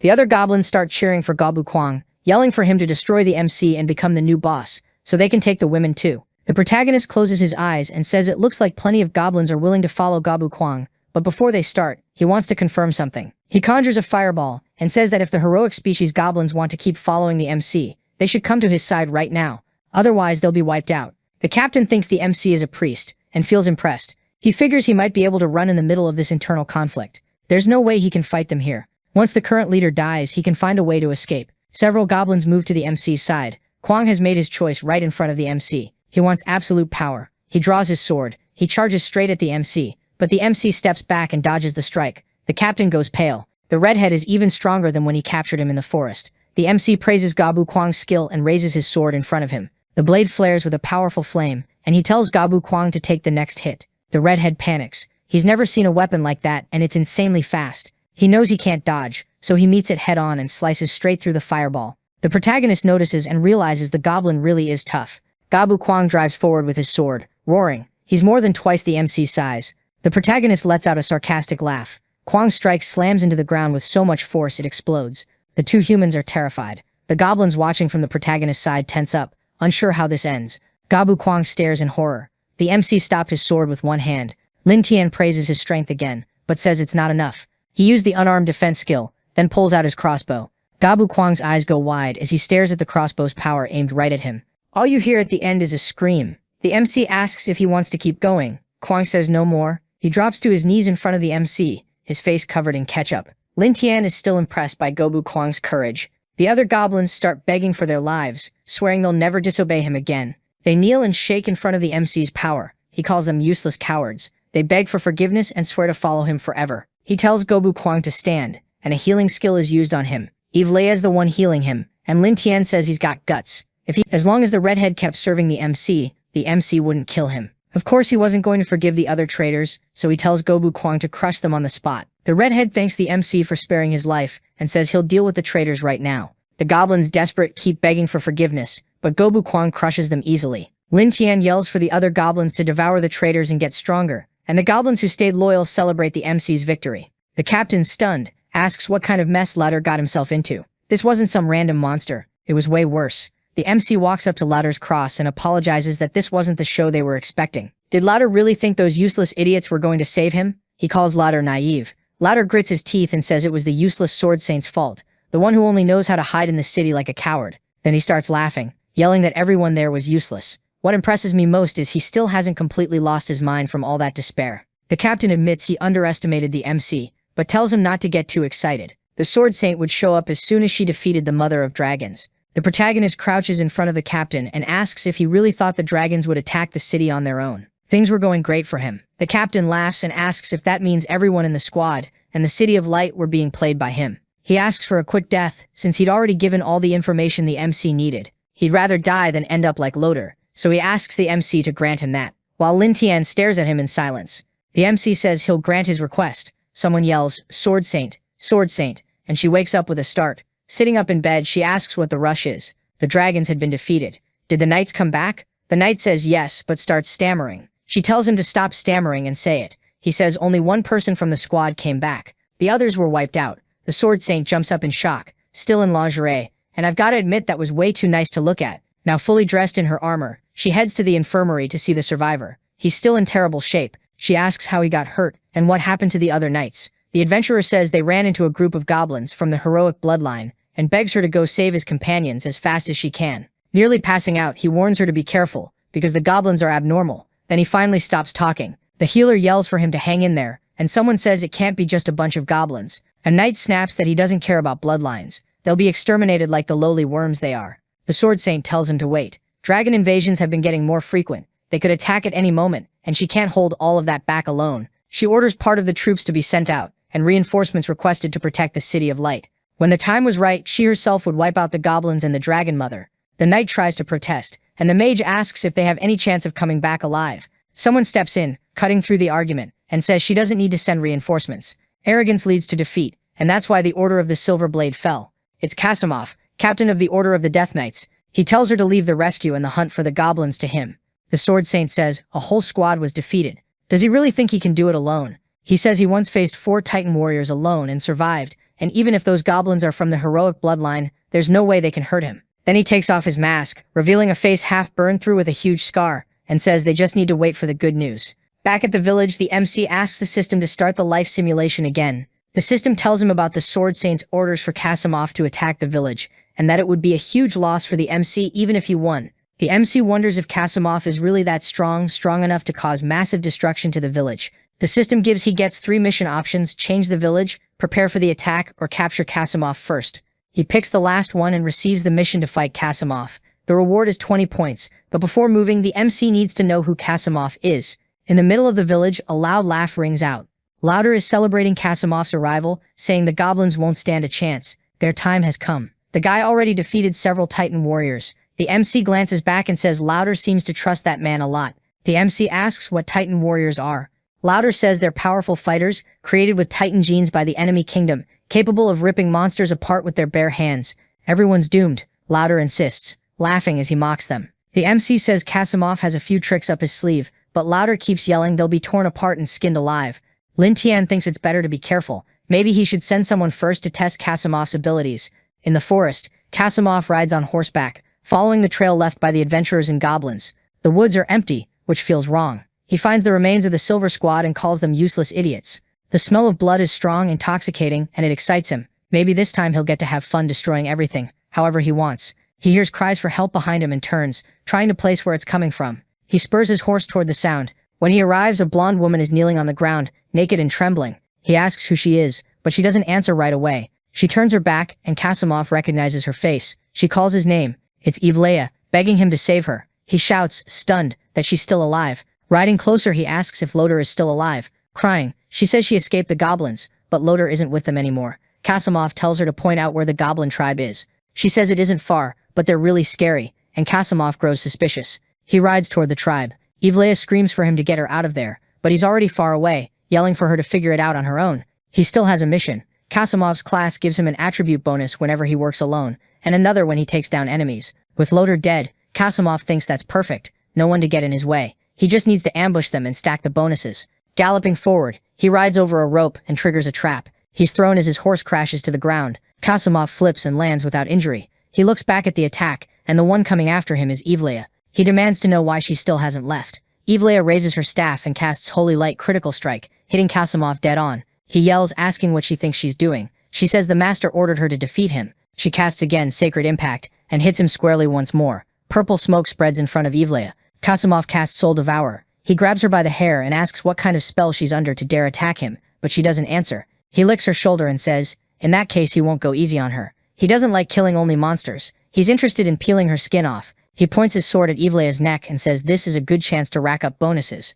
A voice says they get why he dared to go alone and try to wipe them out. The MC stands behind Kasimov, sword in hand, saying Kasimov's class stats and gear are pretty messed up. His sword has a power called Mortal Harvest, boosting crit damage by 90%. If Kasimov lands a sneak attack, that's bad for the MC. Kasimov is shocked. How did a low-level goblin steal his sword in an instant? Evlea runs to the MC, calling him master. Kasimov yells that she's lowered herself to being a slave to disgusting goblins. The MC pats her head and says she's been a great servant. He tells Kasimov he's disappointed. He thought Kasimov would be formidable, but he's just a psycho who likes killing. Kasimov says that even though he doesn't, if he knew how he'd found out about their stats, he'd easily deal with a disgusting goblin like him. Even without the sword or passive skills, he was fully capable of sending the protagonist to hell. Kasimov pulls a dagger and rushes the protagonist, who doesn't even bother to dodge. The next instant, two goblins appear behind the protagonist and Evlea, both heavily armed. The protagonist smiles and says that today, they'll see who goes to hell first. The dragon shows up too and breathes fire down on Kasimov. He's completely incinerated in a single hit. The guy speed ran going to hell and broke every record. Meanwhile, back at the Tianquang tribe, one of the creatures yells that the chief is back, and another says he even brought his prey. He throws something down in front of that man, tied up and ragged. He asks if that's the one known as the all-powerful Reaper, says it's a shame, and that after all that overconfidence, it only leads to death. The man says the other one is dead. Shouting about the sword, he calls her a miserable witch, and says it was a bad strategy to send men to defend the city. The leader thinks he can focus on evolving rare-type goblins now, and that this body will provide useful nutrients. He tells Gobshan this prey is the first one for him, and orders him to share the leftovers with the others. The goblins crowd in, excited, thanking their chief. He thinks that goblin was chosen because he has a better chance of evolving into a rare. The creature starts feeding on the remains, while the chief thinks he's hypocritical and sadistic, and those are perfect qualities for it. Picking up a fruit, he thinks that for the holy sword, he checked the system beforehand, and that she only commands 3 squads of knights, and the silver blade has already fallen.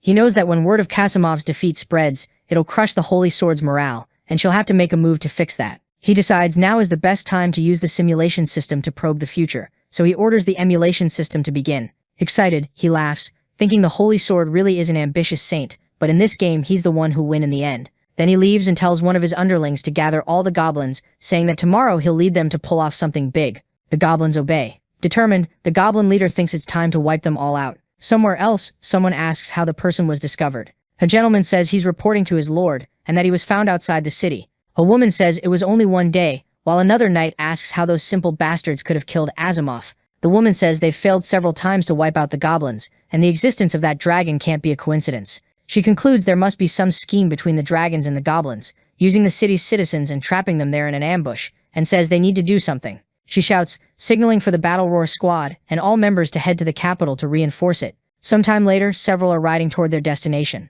One of the men says that even if they keep rushing to the capital like this, it'll take 4 days. He asks what will happen to the city's defense if everyone leaves, and asks to let him go alone to reinforce the capital so they can protect the saint and the city. The other woman says he doesn't understand, and that this is her plan, because if they run into a goblin ambush, at least one of them can escape and warn them. She adds that if the saint's forces defeat the goblins, the dragon outside the city won't be a problem, and that the real problem is them attacking this city with no defenses. While the knights say that's the plan, she says her job is to protect the knight's operation and send reinforcements to the city, and that they need to be quick. The man finally seems to understand. Suddenly the knight stops his horse, startled. One of the men says the bridge was destroyed and asks what they're going to do. The girl says it was broken on purpose, so they need to take a detour, but the captain says they can't, because that could be a plan to force a detour and set up an ambush. Since the bridge was destroyed, this spot is safe. He orders them to cut down trees and rebuild the bridge so they can get across before nightfall. Time passes in the forest. Finally the bridge is ready again. He says time is short and they need to hurry to cross it.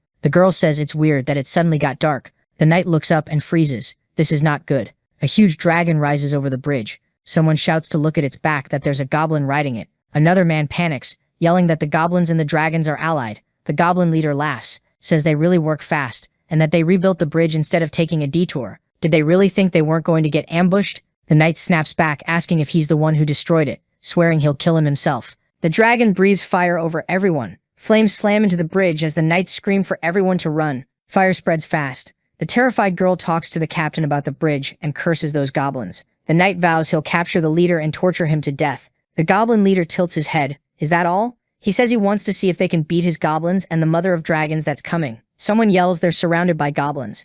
Someone else asks if maybe the wyverns could be coming. The woman tells the commander that if they show up, they won't stand a chance. The captain says if they can hold out, he can solve the problem in the city. The captain yells to Bane that he'll hold them off, telling him to use his sprint to get across and warn them. The warrior says he understands his commander. He charges the creatures shouting damn monsters, saying they even gathered there on purpose. The other guy runs through the monsters. He says the sooner the saint arrives, they'll wipe them all out. But the woman tells the commander something strange. She says they intentionally let that warrior escape, and she thinks the goblins did it on purpose. It can only be their plan. The leader confirms it, says they're right. There's no mother of dragons. It was a trick to lure that foolish woman to the city. He wonders what's going to happen to that city. The commander flies into a rage and charges, yelling at them. He orders them to take down whoever's riding the dragon. Says the city is already lost, but they have to hold out until the saint arrives. The two groups clash again. The captain fights a huge orc. He curses the situation, saying the creature is stronger than him, and there's something about its sword. Then it hits him. The orc is using Kasimov's sword.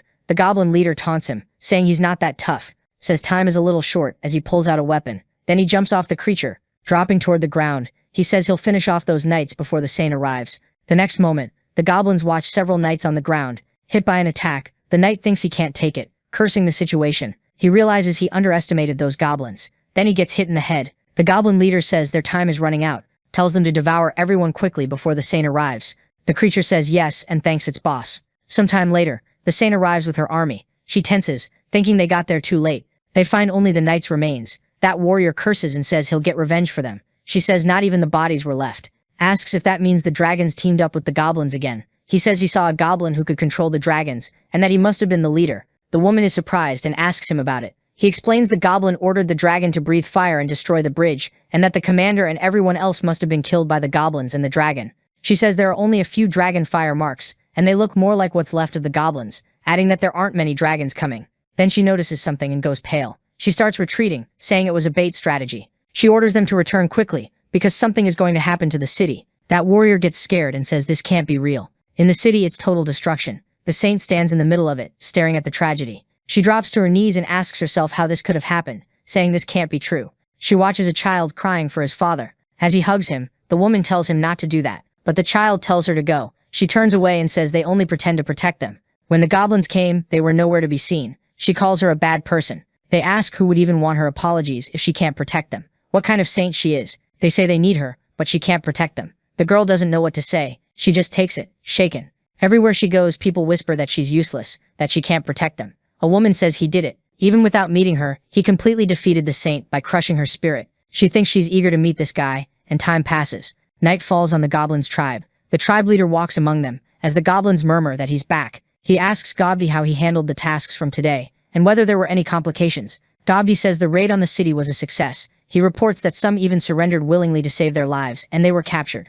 And as ordered, he sent a cart of gold to Kayuria and escorted her and her family out of the city. The leader praises him and says that from now on, he and Gobshana should prioritize devouring magical creatures. He thinks Kyria was the only one who believed in him in his previous life, and he believes the sacred sword is completely defeated now. Somewhere else, dragons fly above a forest. He thanks the mother of dragons for her help. She says she heard the saint collapsed in her bed and can't get up anymore, and that it's satisfying, but he needs to ask if she'll keep sending dragons. She asks what he'll give her as a reward. Flying back and forth every day is exhausting. The goblin leader tells her to look at something, but the woman suddenly kisses him. She says what she wants as a reward is him, and asks what he thinks about that. He asks if she's messing with him. She says she doesn't care if the mother of dragons ends up with a big belly, but she warns him not to get it wrong. If he refuses, she'll be pretty upset. He says not to take it the wrong way, but asks how a simple goblin could be worthy of the mother of dragons. She looks thrilled. She says he's not an ordinary goblin, and she sees the potential of a goblin king in him. Then she explains their ancestral dragon race has always revered strength. It's her nature. She wants to meet powerful beings and produce strong descendants.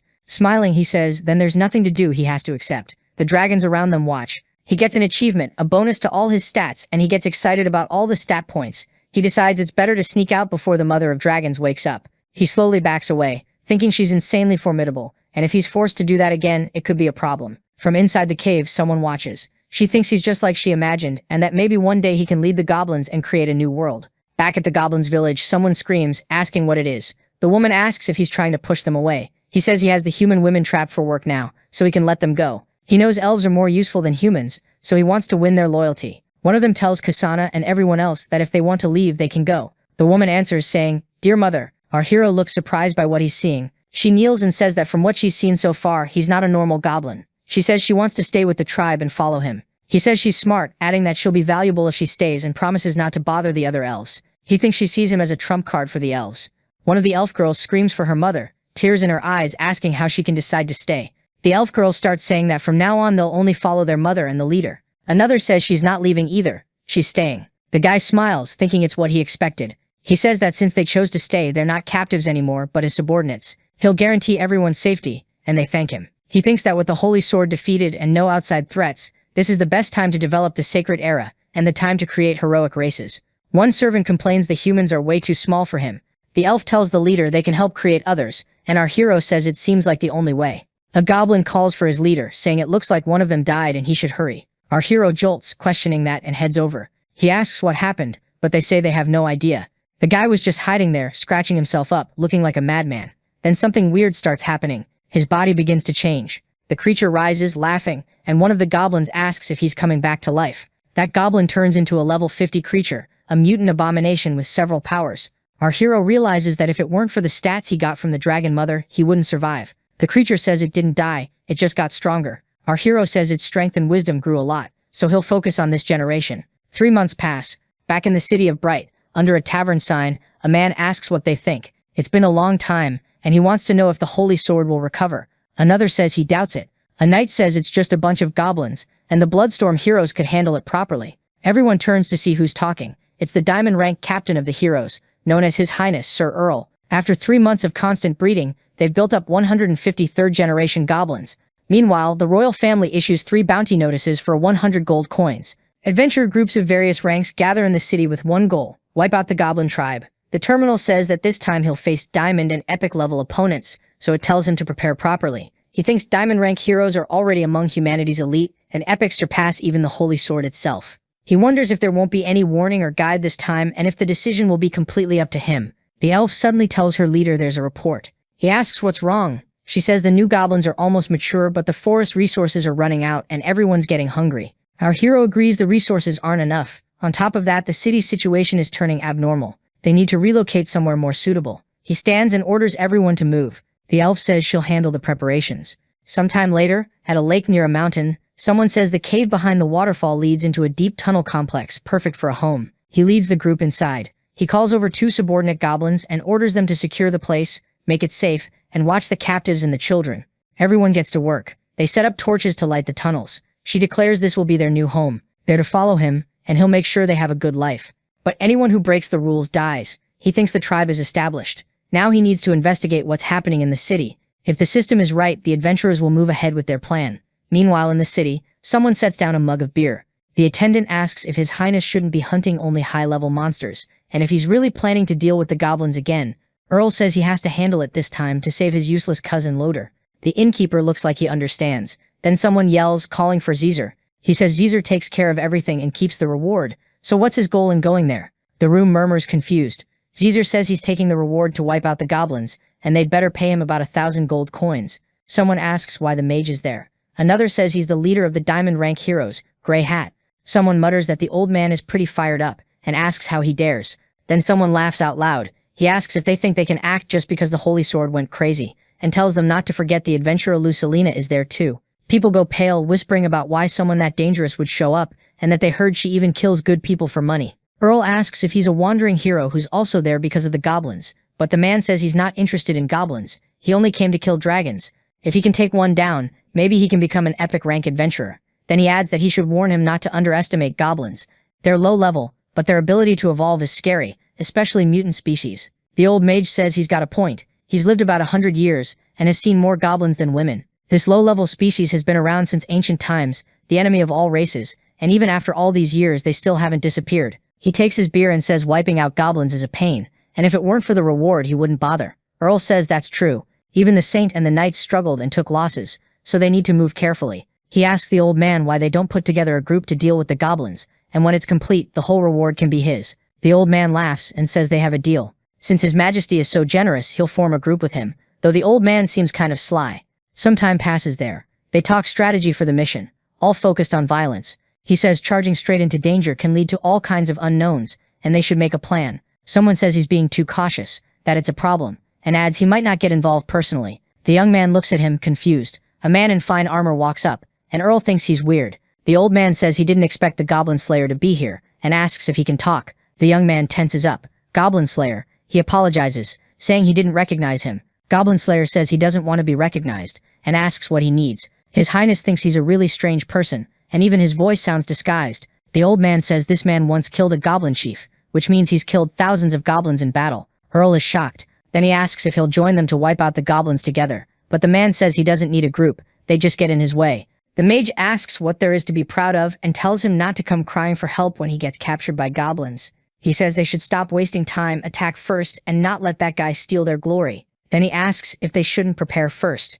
Sometime later, the goblin hunter leaves the city. Our hero watches from the top of a hill. He activates Sharp Eyes and sizes him up, realizing he's a level 65 human goblin slayer with a bunch of related skills. He freaks out a little when the guy's power jumps from 1,000 to 3,000, wondering if the system is glitching. But the system says there's no problem on their end, and apologizes. Sometime later, a group on horseback rides out through the city gate. Our hero gets curious. He sees Geyser, a holy knight with power around 1,300. Next to him is Gru, an archmage with power around 1,400, a tough guy to deal with. He figures those two diamond-level guys shouldn't be that hard to handle. He thinks he definitely needs to keep an eye on this goblin slayer. Sometime later, in the ruins of the Sky Fury tribe, that group of adventurers moves through the area. The old man says it's weird. A goblin tribe that big should have been discovered a long time ago. They should have found plenty of signs. The group leader calls to the old man and asks him to check something. Then he puts a lock of blonde hair in his hand. The old man brings it to his face and smells it. He says if he's not mistaken, it's elf hair. The young guy asks how elf women could be helping goblins, and says it can't be. The old man says they searched the whole forest. They can't be hiding there. More likely they relocated and covered their tracks. He explains those butterflies are specially made to sense elves. Maybe that way they can track the elves and the goblins. The butterfly starts flying around. He says the flower butterfly lost the trail, asking if they must have crossed the river. He says maybe they should wait for the goblin slayer to show himself, then make the first move. But the old man says that's unnecessary. He tells him to look over there, across the river, near the edge. Ahead a goblin appears. The boy orders his men to grab it. Nearby our hero watches. Everything's going to plan. The prey took the bait. Then something pulls his focus. That goblin hunter is at the lake's edge. He'd planned to deal with those two first, but he didn't expect this one to show up like this, wearing that curious smile. Then he freezes. The adventurer takes off all her armor and steps into the water, revealing she's an elf. He's stunned, wondering if the goblin slayer is actually a woman. She doesn't look completely human, and her skills are exceptional. Who has the leisure to take a bath in a situation like this? That isn't normal. For the first time he feels something unnatural. Did she notice him? Is she trying to lure him out? He jumps onto the dragon and takes off, flying on its back. This woman's crafty. He'll deal with the other two first. The goblin huntress looks up, wondering what kind of intelligent species that is. She seems excited, thinking she'd love to savor this experience. Sometime later, the weak goblin lies defeated on the ground. The young guy says it's stopped, and tells everyone to stay alert. The tribe is close. Suddenly flaming arrows rain toward the group. The old mage orders everyone to fall back as he casts. He hurls fire into the incoming volley. It's a trap. The young guy says they almost got caught. The old man still has his skills, but it's not over yet. Stop talking. The mage shouts. They're there. A huge mutant goblin comes charging in. Gru yells that it's a hero-class goblin and tells everyone to focus their attacks on it. The mage fires a fireball. The goblin doesn't expect it. It looks like a direct hit, but aside from its clothes, it's fine. The old mage can't believe it. As the monster keeps closing in, he wonders how it's still alive after that. Then the leader tells them to look around. The goblins are closing in, and they're all elite. Why do they have iron armor and weapons? He can't let it get close. Leave that to Cecil. He casts Fountain of Life, restoring everyone's power. Another adventurer uses a mid-tier spell, Ice Spike. Another casts Quicksand Field. A third unleashes Rain of Judgment, striking the goblins as they try to defend themselves. And it looks like someone up above is watching.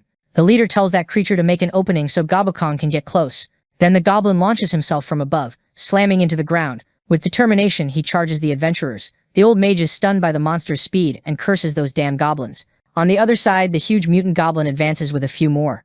The leader yells for them not to be afraid and orders the squires to hold the line. But the goblins overpower the knights with ease, so he calls on the Holy Lord, asking his power to punish those vile creatures. He uses an advanced magic power, Holy Light Enhancement. He tells everyone to gather around him in formation, to surround the wounded and heal them quickly. Furious, he says they're going to kill them all. Our hero admits the skills of that diamond-level adventurer group are beyond what he expected. Another goblin tribe wouldn't stand a chance, but unfortunately for them, they went to the wrong place. More creatures appear, and that mutant goblin shows up too. The old mage panics, cursing the situation. It's a mutant goblin. Nearby, the goblin slayer woman says the creatures are fascinating and powerful. Then a scream cuts through the battle. Groob is badly hurt. The mutant lifts him off the ground like it's nothing. The goblins move like they're in some kind of combat trance. The young leader is down too, defeated. He can't believe what he's seeing. The old man begs him to help, to save him. But the young leader doesn't look like he can fight. He's genuinely terrified. He scrambles up and tries to run, screaming that these goblins are demons. The mutant moves toward the fallen old mage. The young leader runs in desperation, dodging arrows and cursing everything. He thinks he should have known there would be hidden elf archers too, then asks who saved him. He looks up at that person, terrified. He sees the goblin slayer in front of him and begs to be saved, just as several goblins leap onto him.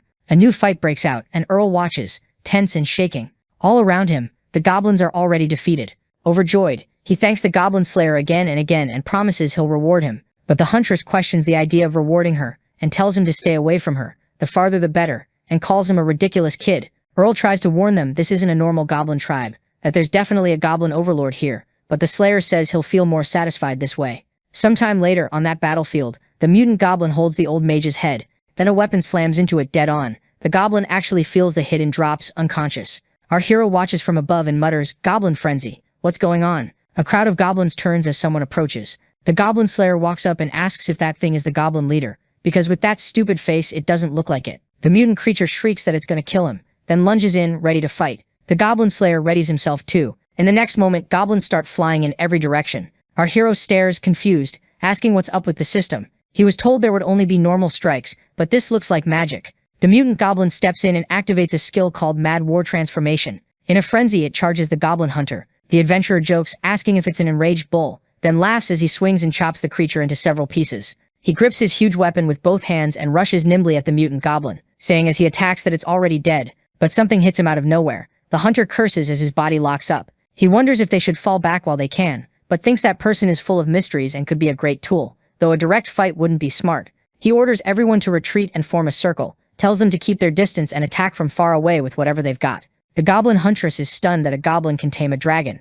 and says she knew this place wouldn't let her down. Several rocks come rolling toward that adventurer, bouncing down the slope toward her. Without hesitation, she swings her weapon, slicing the huge rocks apart. Then she drives her sword into the ground and leans on it, catching her breath. Our hero thinks they've been fighting for an hour, and she looks like she's about to collapse. Then the huntress grabs her helmet and throws the heavy thing to the ground, revealing a beautiful woman. The goblins start acting like idiots, completely enchanted. Our hero just stares, not quite believing it. Suddenly she smashes what's left of that old mage, and says the heart is the best kind of nourishment. Our hero is horrified, realizing he underestimated her. The goblin huntress keeps striking them down one after another, and then her attention snaps to something specific. The mutant creature calls her a filthy woman, and tells her to die. The next moment, it gets hit by a sword crackling with energy. The goblin huntress uses her ability on the monster, and in the next instant, it explodes. Our hero tenses. Who is she? If she even has a goblin devouring ability, the best option is to retreat. He yells for the elf to come with him and orders everyone to fall back immediately. The goblin huntress tells him to wait. She says she hasn't seen a goblin this smart and powerful in ages. If he lets her take a closer look, she won't just spare their lives, she'll also heal the one who got hit by the dagger. Our hero asks if she really thinks he'd believe that nonsense. The girl looks surprised and asks if he doesn't believe her. Then she starts undoing the straps on her armor. In the next moment, the pieces drop to the ground. With her armor off, she asks if he believes her now. He's shocked she dropped her weapon and stripped off her armor, and he wonders what she's planning. He starts heading down, thinking, so in that case, he tells her they should have a proper talk. She says that even though he's just a low-tier goblin, he's far beyond her expectations. Then he says he showed himself like she asked, and asks if she isn't going to heal him. Taking some kind of needle tells him not to worry, she'll keep her promise. But first he has to satisfy her. She says he looks like a low-tier goblin, but he's got the brains of a goblin king. Totally her type. She gets a little too excited, and our hero asks if she's kidding. He thinks he dropped his guard and walked right into the trap of a crazy woman. Then suddenly everyone around them turns their backs. Our hero doesn't get it and asks what's going on. The woman strolls up with a smile and says they're all under her control. They won't be able to see anything they do. Then she laughs. She jumps on him and hugs him, telling him to relax, that she won't kill him. She even says she'll stay with him, like she's already deciding what to do next. The next moment, she throws the goblin to the ground. She wonders what kind of creature he's going to become.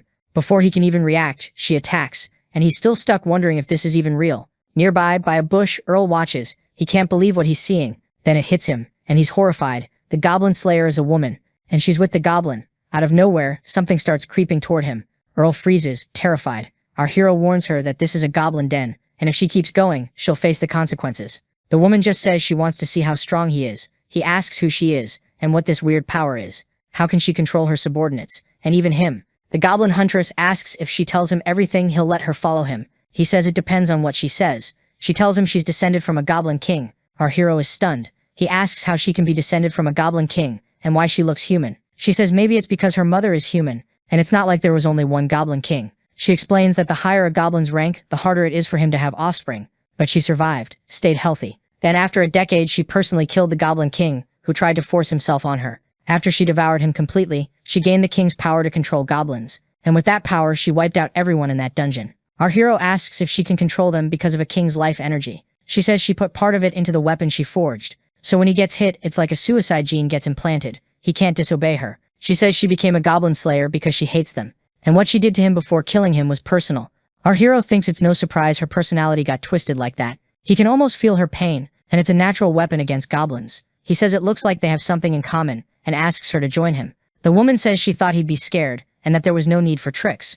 Our hero's a little surprised. She says the situation in the city is complicated. She can go back and be his spy, which is better than staying there. Our hero asks if she's really that kind of person. She says that since he's hers now, she has to protect him first. Our hero tenses at that. Sometime later, inside the cave, he checks the info on the terminal. Looking at his points, he realizes he expected a woman with a king's life energy to be worth more.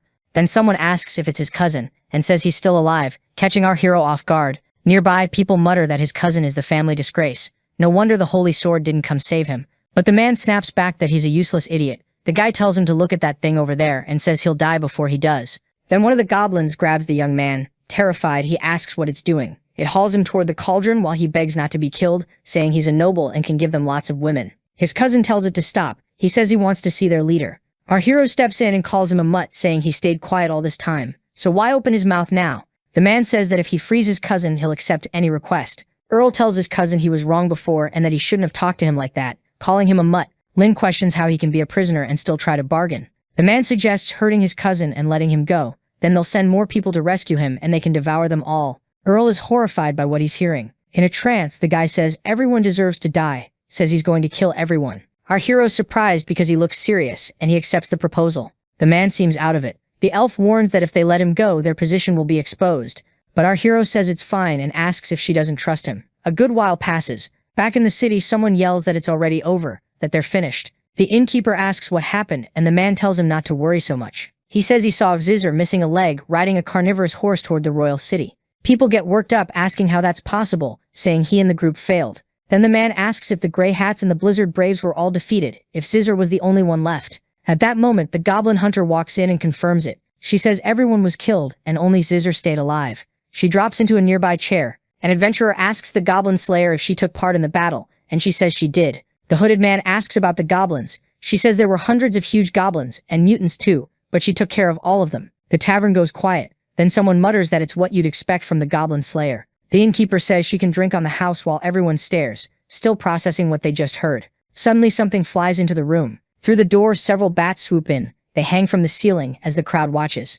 The goblin hunter asks if they're the cold mercenaries, and says that was a great entrance. Someone calls for the goblin slayer and asks if she found their nest, since she said there were hundreds of goblins, and adds that those bastards hide underground, so how could she know? The hunter says she didn't find the lair. She came back after killing them, then asks if he can handle those goblins. One bat asks if that's it, then says not to worry, finding the lair will be their job. He asks if she'll join forces with them. The goblin hunter stands. She says she doesn't like working at night and she's not very useful compared to the others. The bat calls it a disgrace and says it looks like that hunt will be theirs. During the night, those creatures fly through the forest, searching for the goblin's den. One asks what the captain is thinking because it doesn't look like there's any powerful force around. The captain says the trail ends there, and they have to go in. They agree and fly inside. The goblins on guard say it's nothing serious, but they should stay alert. The bats move forward through the cave. One asks if that was really it, just a handful of goblins and a mutant, then wonders if they went to the wrong place and found some average tribe, but the captain says there's no mistake. It's just like the hunter said,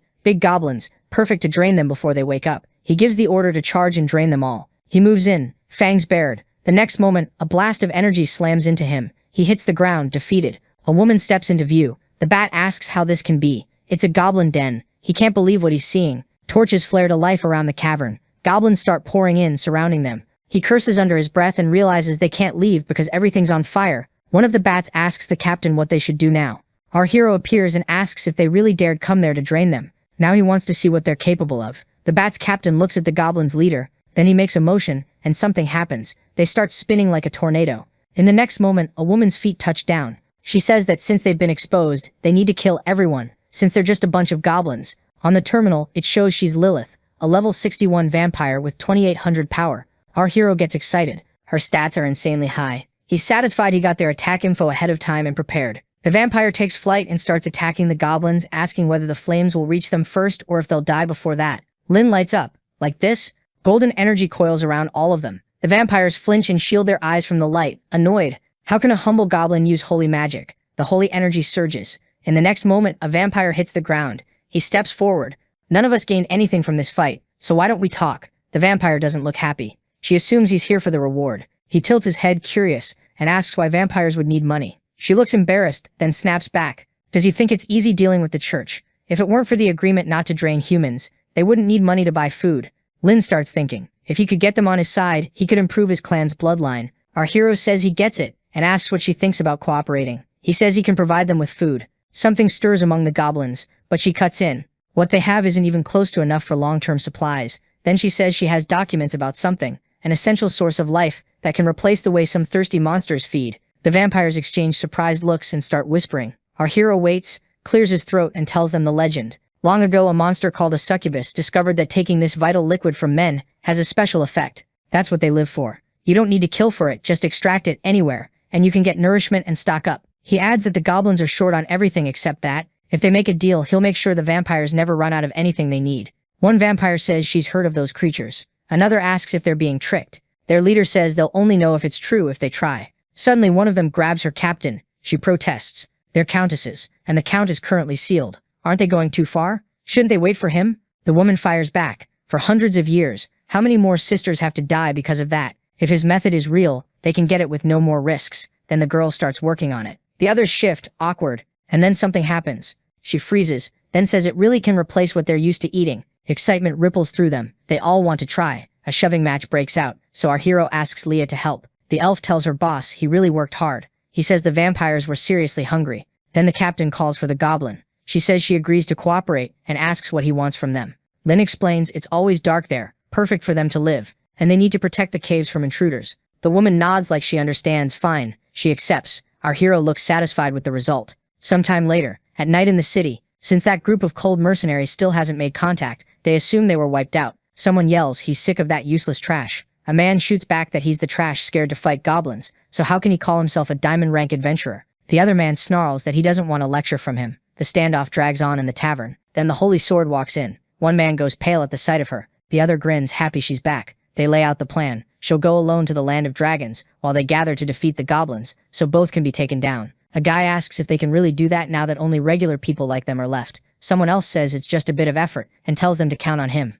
That guy says he'll help the Holy Sword keep the path of protection, and he'll organize everyone to go into the forest and kill the goblins. She nods and says she'll leave the mission to him. His name is Ellison, a diamond rank marksman. To reach the land of dragons they have to go by boat. She asks him, since she heard he has object manipulation magic, if he can escort her. He bows. Fighting alongside the Holy Sword is the greatest honor of his life. But what he really wants is that by the end of this mission, he can get promoted to an epic rank adventurer, somewhere else, where dragons fill the sky. The mother of dragons cradles one of the eggs when something catches her attention. She shouts, asking what's going on. A dragon bursts through the opening, making a racket. She finally says she gets it now. She didn't expect that woman to recover so fast. She carefully sets the egg on the ground, wondering why this is happening now. Then she hugs it and kisses it, leaving it gently as she tells her child to remember. Its father is a very special goblin.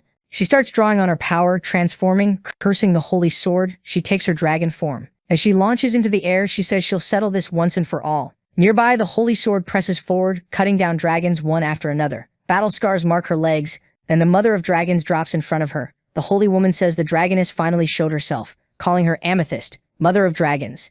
Amethyst says she can't believe the woman who got beaten by goblins got back up, and asks how she dares keep acting like a coward. The Holy Sword says she doesn't need her telling her how to act, but since she's threatening her people, she'll take her life. She charges in with a powerful attack and tells Amethyst to prove it. Furious, the dragoness unleashes her breath. The two attacks collide, and energy blasts across the battlefield. The man mutters that dragon is way too big. Then someone grabs him by the cape, yanking him back just seconds before the area shatters. The Mother of Dragons watches the move. The Holy Sword yells at him to get out of the way and stop being a burden. Amethyst roars and starts casting more spells. A massive pile of amethyst surges toward the Holy Sword, who blocks as best she can. One nearly nails the man dead on. He panics and curses. The woman uses the opening, leaping across the amethysts. When she reaches the Mother of Dragon's head, she unleashes a transcendent sword skill. She drops in, striking the dragoness again and again with Steel Storm. Nearby, a creature screams. An egg has just hatched. A tiny green dragon stares out over the landscape and roars for the first time. On the battlefield, someone is badly hurt. From atop a rock, the Holy Sword watches the Mother of Dragons, apparently defeated. She says she almost had it, that she aimed for the head but barely missed and took the eye instead. The Mother of Dragons, furious, curses her out and says she'll fight that crazy bitch to the death today. Then a voice yells, telling her not to dare hurt his mother. The little dragon swoops in, drawing both fighters' attention. The woman screams for her son to run, telling him to go to the place in his memory, because it's the only safe place. He watches the Holy Sword defeat his mother. Crying as he growls, he takes off. He tells his swordmaster to leave that little one with him and watch. Then he hurls several energy orbs at the dragon. The creature fires back, spitting at him. It hits him right in the face. He drops, screaming and rolling. He grabs a potion and splashes it on his face. With his face all messed up, he curses and asks where that lizard is, because he's going to cook him. The Holy Sword says if he doesn't cause trouble, he'll be spared. It's time to go, because they might still make it in time to help with the goblins. The man tells her he can't move the boat with his magic, and says that dragon's fire should be able to eat away at the magic. Some time later, the little dragon cries beside his mother. He says he'll take her back to the dragon's den, that they'll find a way to bring her back, but he can't lift her no matter how hard he tries. He collapses. He lies there panting, then apologizes, saying he needs to devour her to regain the strength to bring her back. In the next moment, he growls in fury and starts flying around the area. Some time later, in the dragon's lair, that dragon gets there and lands. He looks around the place, his mother's head in his hands. Then another creature swoops through the air and drops on top of him, pinning him to the ground. His mother's head rolls away across the floor. That dragon reports to the Dragon King that they caught the weirdo. A huge red dragon watches and says, "That's Philbass's head." He steps up to the smaller dragon and asks who he is. He says it's his mother's head, that he found this place through inherited memories, and begs them to save her. The red dragon says there's no mistake, this was that woman's doing, and it's a shame Philbass inherited the Dragon King's power crystal. The Dragon King leans in for a closer look. Then he straightens and says he really is her son, but he's not a pure dragon, and asks who his father is. He says he doesn't know, but his mother told him his father was a goblin. Everyone around him is horrified. One dragon attacks, shouting that he's descended from a goblin, that it's a disgrace to the dragon race, and asks the king to leave him to him. The huge red dragon watches for a moment, then tells him to wait. He says that creature is the grandchild of the old Dragon King who's dead, and the whole dragon race has been reduced to this crystal dragon bloodline, so he has to be tested. The huge dragon says if he wants to save his mother, he has to survive and defeat the dragon at his side. That creature perks up, thanking him for giving him a little fun, then lunges and opens its massive mouth at the young dragon. In a flash, the young dragon dives straight into the other one's mouth. The dragons nearby freeze in surprise. It only makes his opponent angrier. He jerks upward and unleashes a blast of fire, screaming for help, saying that thing is biting his belly. Another dragon snaps that it's the king's decision. He has to win on his own, and they can't help. The next moment, the young dragon bursts out from inside the creature. He flies, thinking he survived, that he won, and that now he'll be able to save his mother. He lands. The Dragon King declares that from now on, he's a member of the dragon's nest, and his name will be Needhog. The young man asks if they're going to bring his mother back now. The king orders them to take Philbus's head to the world tree. He says the head will be grafted into the tree's roots to create a wooden dragon, and that this is the only way to resurrect his mother. At the terminal, he says that even with all the losses, he still scored a huge victory. Lin thinks he's already made preparations to deal with the adventurers. The terminal asks if he wants to run a simulation, and our hero confirms by pressing the button. Everyone cheers, celebrating their boss's success. Our hero realizes that pile of bodies is enough to turn the surviving goblins into stronger heroic species. After devouring most of the bodies, the goblins reach level 50 and complete their evolution. One becomes a glutton goblin, another becomes a giant hammer goblin with power between 900 and 1000. The others become dark goblins with power equivalent to 1200. Lin thinks that's why they're hated. Goblins need to devour to level up, unlike humans, who only need to defeat enemies to level up, and it doesn't matter if the other side is from another race or group.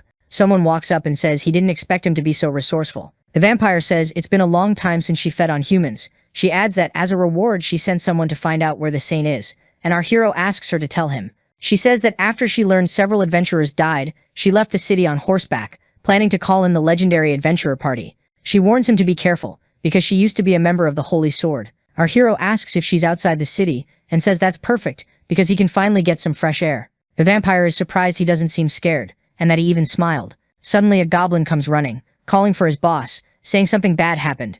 Not far away, a group of goblins from another tribe is coming to their cave, and our hero is shocked. He says there isn't a goblin tribe within hundreds of miles, and wonders if they could be the previous owners of this cave. Nearby, some goblins climb up the walls.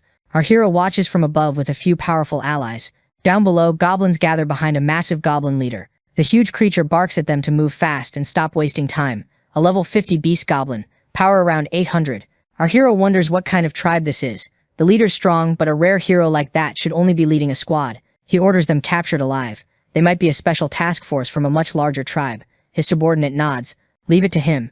The goblins start crossing the water. Someone in the group asks what that smell is. The goblins insist they don't smell anything. He says maybe some food slipped into the cave, so they should get ready for a big meal. Then something moves. Fast. It lunges at the goblin leader. The big guy roars that there are enemies and tells everyone to get ready to fight. The goblins shout that they'll protect the boss. Another goblin bursts through the waterfall. The goblins scream, "A mutant! Run!" The leader of the attackers goes furious, and in the next moment he's watching his group get crushed. A small creature bolts, yelling that its nest was taken and it has to report to the Lord. A crossbow bolt snaps through the air. In the next moment, the whole group of attackers is subdued. Their leader curses under his breath. Wasn't this supposed to be a bunch of low-level goblins? He spits that they're useless cowards. Then he drops, defeated on poisoned ground. Our hero looks down at him, merciless. Some time later, the leader is chained to the wall, screaming to be let out and to get out of his way. He snarls, asking how a low-level thing like him dares question him, swearing he'll devour him. Our hero says he needs a social beatdown. The creature scoffs. So it's going to get beaten by him? It says he's a male like a wild animal, so why would he be afraid? 10 minutes later, work tools are scattered across the floor. The creature screams that it was wrong. It'll answer, it can't take it anymore. Our hero asks what tribe it's from, where the tribe is located, and why it's here. The creature says it's from the Beast King tribe in the Demon Forest. This used to be its boss's residence, and it was ordered to come back and retrieve something. Our hero asks what class their tribe leader is. It says a goblin lord, and soon it'll evolve into a dominator. Ling goes pale. The creature adds they're here to get something important for their lord. If he doesn't believe it, he can go look for himself. Our hero asks if it's treasure, a magic ring, made by a ghoul clan leader. It can seal an opponent's soul depending on their strength. Our hero didn't expect something like that to be lying around here.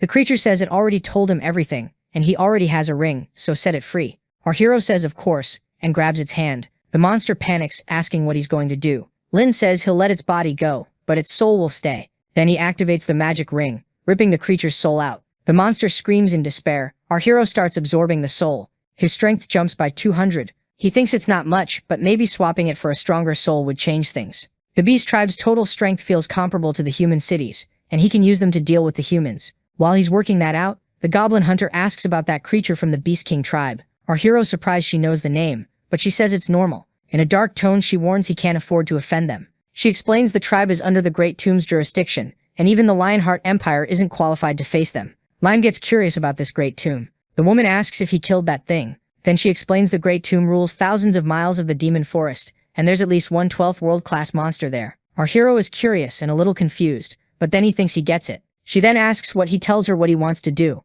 and asks for help controlling that thing with his power. Lion wants it to go back to the Beast King and report the ring was stolen. But he wants to twist the message, make it sound like it wasn't them who stole it, but the royal aristocracy of the Lionheart's empire. The woman is pretty shocked by the idea. Our hero adds that he planned it so he'd have the advantage of an ambush, and says to use the loader as a hostage to get more experience. Pleased with himself, he thinks while the fish fight. The fisherman benefits. Sometime later in the Lionheart capital, the noble humiliates him, saying their family's reputation was damaged by his actions, while he tries to explain himself to his father. He argues those goblins aren't just strong, they're smart too. He tells his father the Grey Hat squad was wiped out, and that his cousin is also alive, Pheromone. Furious, the old man demands to know how the family's eldest son could have been beaten by mere goblins, and says everyone is laughing about it. The young men throw themselves on the floor, begging forgiveness.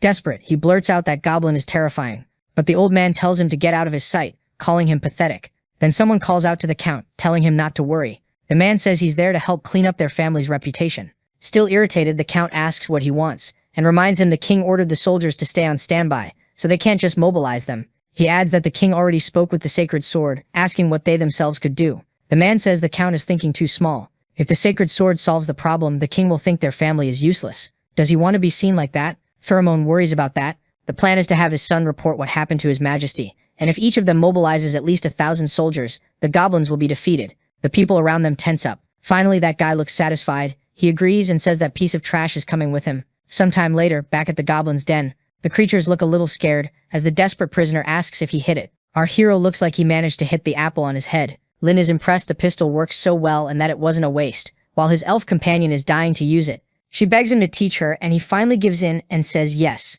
Then someone calls for the boss, saying a huge troop of humans is leaving the city, fully armed. Another goblin says he found a huge number of goblins coming in, and it looks like the Beast King tribe. Excited, Lin thinks everything is going just like he planned. That creature reports to his boss that a human army took the ring and that he almost managed to get it back, but his boss calls him useless trash. The creature roars full of hate. The boss orders them to gather up and defeat the humans because he wants that ring back. On the other side, human flags rise and soldiers get ready for the fight. People in the city welcome the counts. Stammen asks where the holy sword is. The guy who had it says she had to take care of some things and asks why 2 counts are there. The count says since she's not around, he won't waste time with someone like him. The man snaps back that he's a brave dragon slayer who fought by her side. Smiling, the count shifts his tone and says they're there to kill the goblins. Then someone yells that something's wrong. From the shadows, the goblins come rushing out, ready to attack, and the soldiers wonder how they got past the walls. Cursing the goblins, the count orders the knights to attack and kill every last one of them. From atop his horse, he fights bravely. The knights seem to have the upper hand this time, and even that guy who is kind of useless is doing well. But in the next moment, it looks like our hero enters the scene, and he's enjoying it. The count wonders how these weak goblins could be a threat. He figures at this rate, the battle won't last more than an hour. Then a horse gets thrown far away. Our hero freezes when he sees the huge monster. The scene turns terrifying. That thing is the Beast King Goblin, level 79 with 3,000 power. Our hero is shocked by how strong and how disgusting it is. The count panics and orders everyone to fall back. He wonders what that thing even is. Then reinforcements arrive. Lorna, the count's cousin, says they'll handle the big one so the soldiers can deal with the rest. The count tells her to be careful not to end up a loser like her brother. She charges the huge monster, and the group moves in with her. But the creature doesn't seem to feel a thing. It starts chasing everyone, just like the plan. Our hero thinks that's bad. If it goes that way, they might run straight into his tribe. He can only watch helpless. It's a shame, but that girl is in more danger than she can imagine. Not far from the city, the creature starts getting the upper hand. The annoyed group says its teeth will be the first trophy they take. Another guy tells them not to give up. They just need to make an opening for Lorna to land the killing blow. Facing the creature, the girl tells herself she has to win. She's the Academy's top example. Determined, she uses a martial arts technique against the monster. It strikes back with a powerful attack of its own. Our hero is surprised. The group has way less power than the monster, yet they're managing to keep it busy. The goblin is furious and demands how she dares attack it. Then the monster shifts tactics and uses a power. Our hero gets scared as it finishes the attack and unleashes the Beast King's roar. A man is flying over the battle with a dragon when they get hit by something. It's a sound wave, far fiercer than he expected. Xiao Huan gets stressed by the roar and his rider tells him to calm down. Someone drops to their knees. They collapse unconscious beside another man who's already been defeated. Beside her companions, Lorna wonders why this is happening, how a goblin that powerful could exist. Despair hits her. She says she can't handle it. She thinks of her father and teacher as she looks at the miserable state she's in. Now the gigantic beast stares at her, fury in its eyes. Terrified, the woman pees her pants and prays, "Help me." Right after that, a scream cuts through the whole forest. A group hears it and recognizes Lorna's voice. They believe something happened. A soldier tells His Highness to calm down. Now they're the commanders, and nothing can go wrong. A figure with a red aura approaches. Someone asks what it is. It's the king of beasts. He's not alone. The young woman is with him, and she seems to have died. One of the men spots the girl. Furious, he demands the goblin give his daughter back. Another soldier tells the leader to return. They're about to win the battle. The goblin king watches, like he's waiting for something. That ruler leaps, closing in to strike with his sword. The other one grins and readies a punch. When the blow hits the ground, the man drops. The next moment, he's face first in the dirt. More blows land on that giant mass. Soldiers move in with shields raised, jabbing with spears. Quick, Lord Hero. Land your finishing blow. A warrior shouts. He focuses, doing his best, and forms a fireball. It spins fast in his hands. Then he steps onto someone's shield and launches himself up, over the beast. His strike passes right in front of its face, bursting into a blinding flash from the intensity. Goblins start running, thinking their boss is defeated. The man is exhausted. He looks at the king for a moment, face up, then starts shaking with excitement. He covers his face and lets out a deep laugh. He turns his back to the monster and tells his companions he won, that he's a true epic adventurer. But they don't react the way he does. Somehow, even though the hit landed, the enemy is still alive. Now it's the goblin's turn. It lunges to swallow the man, and he realizes it's the end.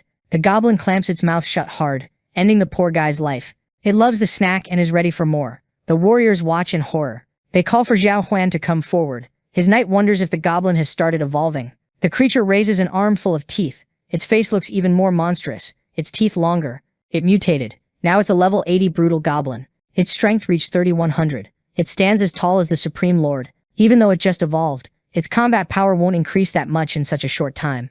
But it's already terrifying as it readies itself to swallow another snack. The Goblin King watches it happen. As his soldiers get swallowed, they're finished. That guy took out the strongest ones. Someone has to dial this brutality back, or what's left for our protagonist tribe. Then the monster steps on one of its own followers. Desperate, the little goblin swears he won't run. The chief yells at the others, shaking with fear, not to run either. Anyone who dares take a step back will be punished. The brutal creature snarls at the pack that still bolts. They sprint toward the soldiers. The order comes down. Retreat to the city and close the gates. The goblin army keeps running, and the beast orders them not to let the enemies escape. Lin watches from above. They went to the city. Looks like he's got an idea. He puts his hand to his mouth and whistles, giving a command to his dragon. The goblins are ordered to grab everyone there. Fast. Suddenly, a flash erupts in the distance. Lightning streaks low across the ground. The young man wonders if the other guy came back, then orders his group to hurry and retreat. Inside the castle, things aren't looking good. The chief tells them to leave. He'll make his fall quick. The man snaps that he doesn't have what the other one wants, so get on with it already. He's annoyed. Negotiating with them isn't worth it. No? The creature asks, then vanishes at the speed of light. A heartbeat later, it's holding that warrior in its hand. It demands to know what the human meant when he said he didn't have the ring. Lightning slams toward the beast and hits it cleanly. The creature opens its mouth as a sword points straight at it. Wounded, it watches what struck it land in front of it. Something rests calmly on top of the object. It's a person, balanced on the sword's tip on one foot. A strange blue power flares, catching the chief off guard. That power wraps around the creature and hits him, or at least it looks like it does. Someone grips a weapon. The one in charge is Marshall, a spear fighter with a weird black shadow over his arm and his weapon. Others join him. Emma arrives with Austin, who asks if there's really a need to act like that. Choked up, a man announces the Holy Swordmaster has arrived, along with members of the Hunters group. Meanwhile, in the city, our hero watches from the shadows. He didn't expect the Hunters Guild to show up now, and it messes up his plan to deal with that goblin. The fight rages in the middle of the city. That bizarre creature charges forward, unable to tell friend from enemy. After devouring that goblin, it shows a brutally savage ability. Devouring its own kind heals it fast. Lynn's surprised it has that talent, but judging by how many wounds it has, it'll take a while before it's fully healed. He's almost satisfied with the result. The adventurers mutter that the monster didn't die from a direct hit to the neck, but it's Lord class, so it'll take more. The creature seems to understand them. It tells them to wait, that it's just a simple goblin that doesn't want to fight. If they let it return to the Great Tomb, it'll make sure the goblins never come back. The Holy Sword asks if it's from the Great Tomb. The creature says yes, and blames that guy for taking the ring. But the guy swears he never stole anything from trash mobs like them. The Holy Sword feels something's off. It all ties back to that troublesome guy. Austin asks who she means. If it's that goblin from before. She says the goblin is from the Great Tomb, which is really far away, and none of this feels right. They ask if she thinks it was all set up so both sides would end up hurt. Her companion asks if a goblin could even pull that off. She says she doesn't care. It killed Stanman, and there's no taking that back. Austin grins, fired up, and asks them to let him handle the monster. The creature grows uneasy. Suddenly a whirlwind of energy blooms right in the middle of everyone. The creature tries to shield itself. It uses the confusion to slip away. The Holy Sword covers her face and realizes where it's coming from. The dragon flies overhead, and there's our hero again. Lin thinks that goblin would make good food and it'd be a shame if it died by their hands, so he's going to help it escape. He orders his dragon to go after that brutal goblin, but the holy sword won't let it get away. She curses at the goblin, refusing to believe it can manipulate the wind like that. She leaps after it, saying it has to be him. Then she unleashes a flurry of attacks at our hero, and he orders the dragon to dodge as they dive. He keeps flying, the woman glued to his tail. He knows the hits wouldn't kill him, but they'd still be trouble. With nothing else she can do, the holy sword can only watch the goblin slip away. She screams that no matter where it runs, she'll find it and kill it with her own hands. Lin can tell she's strong. He'll deal with her when he has a better chance. Something sprints through the forest. That brutal goblin smashes through every tree in its path and decides to hide out there before moving on. But inside it catches something strange. It smells other goblins. It remembers that creature saying the humans stole the ring, and that man swearing it wasn't him. Then it clicks. That guy wanted the ring, and maybe he's still in there. It drives a heavy punch into the wall, cracking a way through. Inside, the elves are gathered, and that goblin asks what she should do if he comes in. One of them wants to go out and deal with him, but the other says the leader ordered them not to show themselves.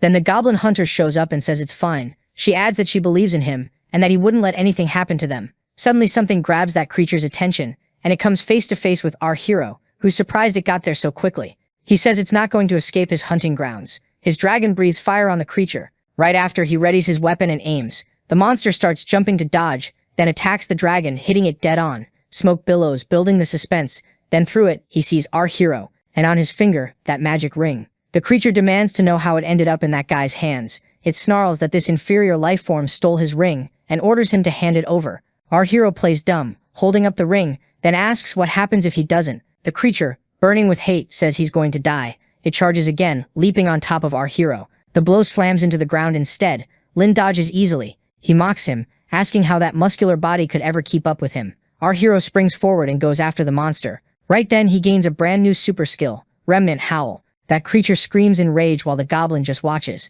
Then he activates the new skill. In the next moment, he fires a powerful energy blast that sends the monster crashing to the ground.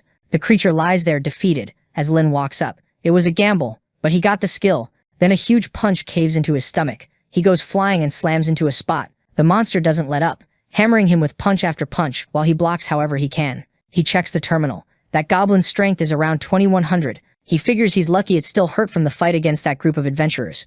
The creature can't believe he's withstanding the hits. It decides the food is making him stronger and stronger. With a quick feint, our hero strikes out of nowhere. It screams, furious. Feeling the blow, stunned, it couldn't put him down. The next moment, it's the one on the ground, defeated. Our hero thinks there's no food left for him to recover now, and this time he's going to die. He says he only didn't kill him because he's still the last one. The huntress asks what he wants to do, seal his soul in the ring, but our hero says the plan didn't work. There was an intervention, and he ended up exposed. He doesn't even mention that among them there's someone who can escape through the earth, and that he can easily find them underground. The huntress asks what he plans to do. Our hero asks if that isn't the guy from the Great Tomb, and says maybe it's better to use his story so he gets killed there. The huntress asks if it wouldn't be better not to get involved with those people from the Great Tomb, but our hero says it's the best way. Then he slips the ring onto his hand. He tells her to send word to the people of the Great Tomb and offer the ring so they can get revenge for his cruelty. She says there's nothing they can do. Then she says she'll do what he asked. Grabbing a weapon, she uses her ability on that creature and orders it to get up. The brutal goblin rises, saying his humble servant is more brilliant than his master and that he needs to carry out the king's command. Somewhere else, a group of goblins eats. On the terminal, it shows the host has accumulated 300 health points and can summon a level 6 monster that's completely obedient. He considers using that to protect himself, but decides a level 6 monster is about as strong as a brutal goblin, and the holy sword could take down 3 of those. He thinks it might be better to pick a skill and get stronger. Twisted Fusion can take parts of opponents and spread them out to gain new stats, but it can't gain innate abilities. Ruin Attack can disable holy abilities and weaken the opponent, while dealing high damage. Distortion combined with Jean's skill gets stronger like Dragon Wings, or even fusing with Medusa's eyes and devouring her petrification ability. Ruin seems like the only way to break the holy system, but there isn't any monster he can fuse with right now.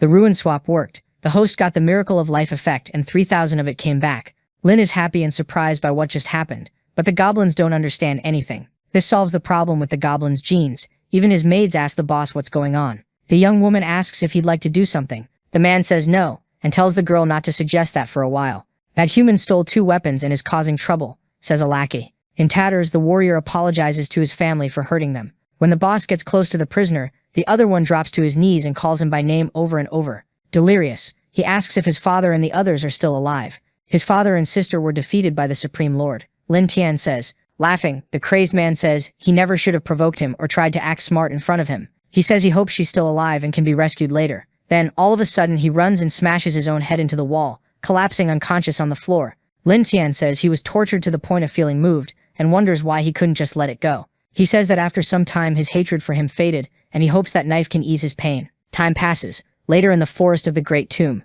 that goblin calls for Lord Niu, saying he's the leader of the Beast King tribe, asking if he's home. Suddenly, a giant paw appears and scares the creature half to death. A colossal monster steps out of the cave, asking why he's calling. He explains he only went to take back from those humans what belongs to him.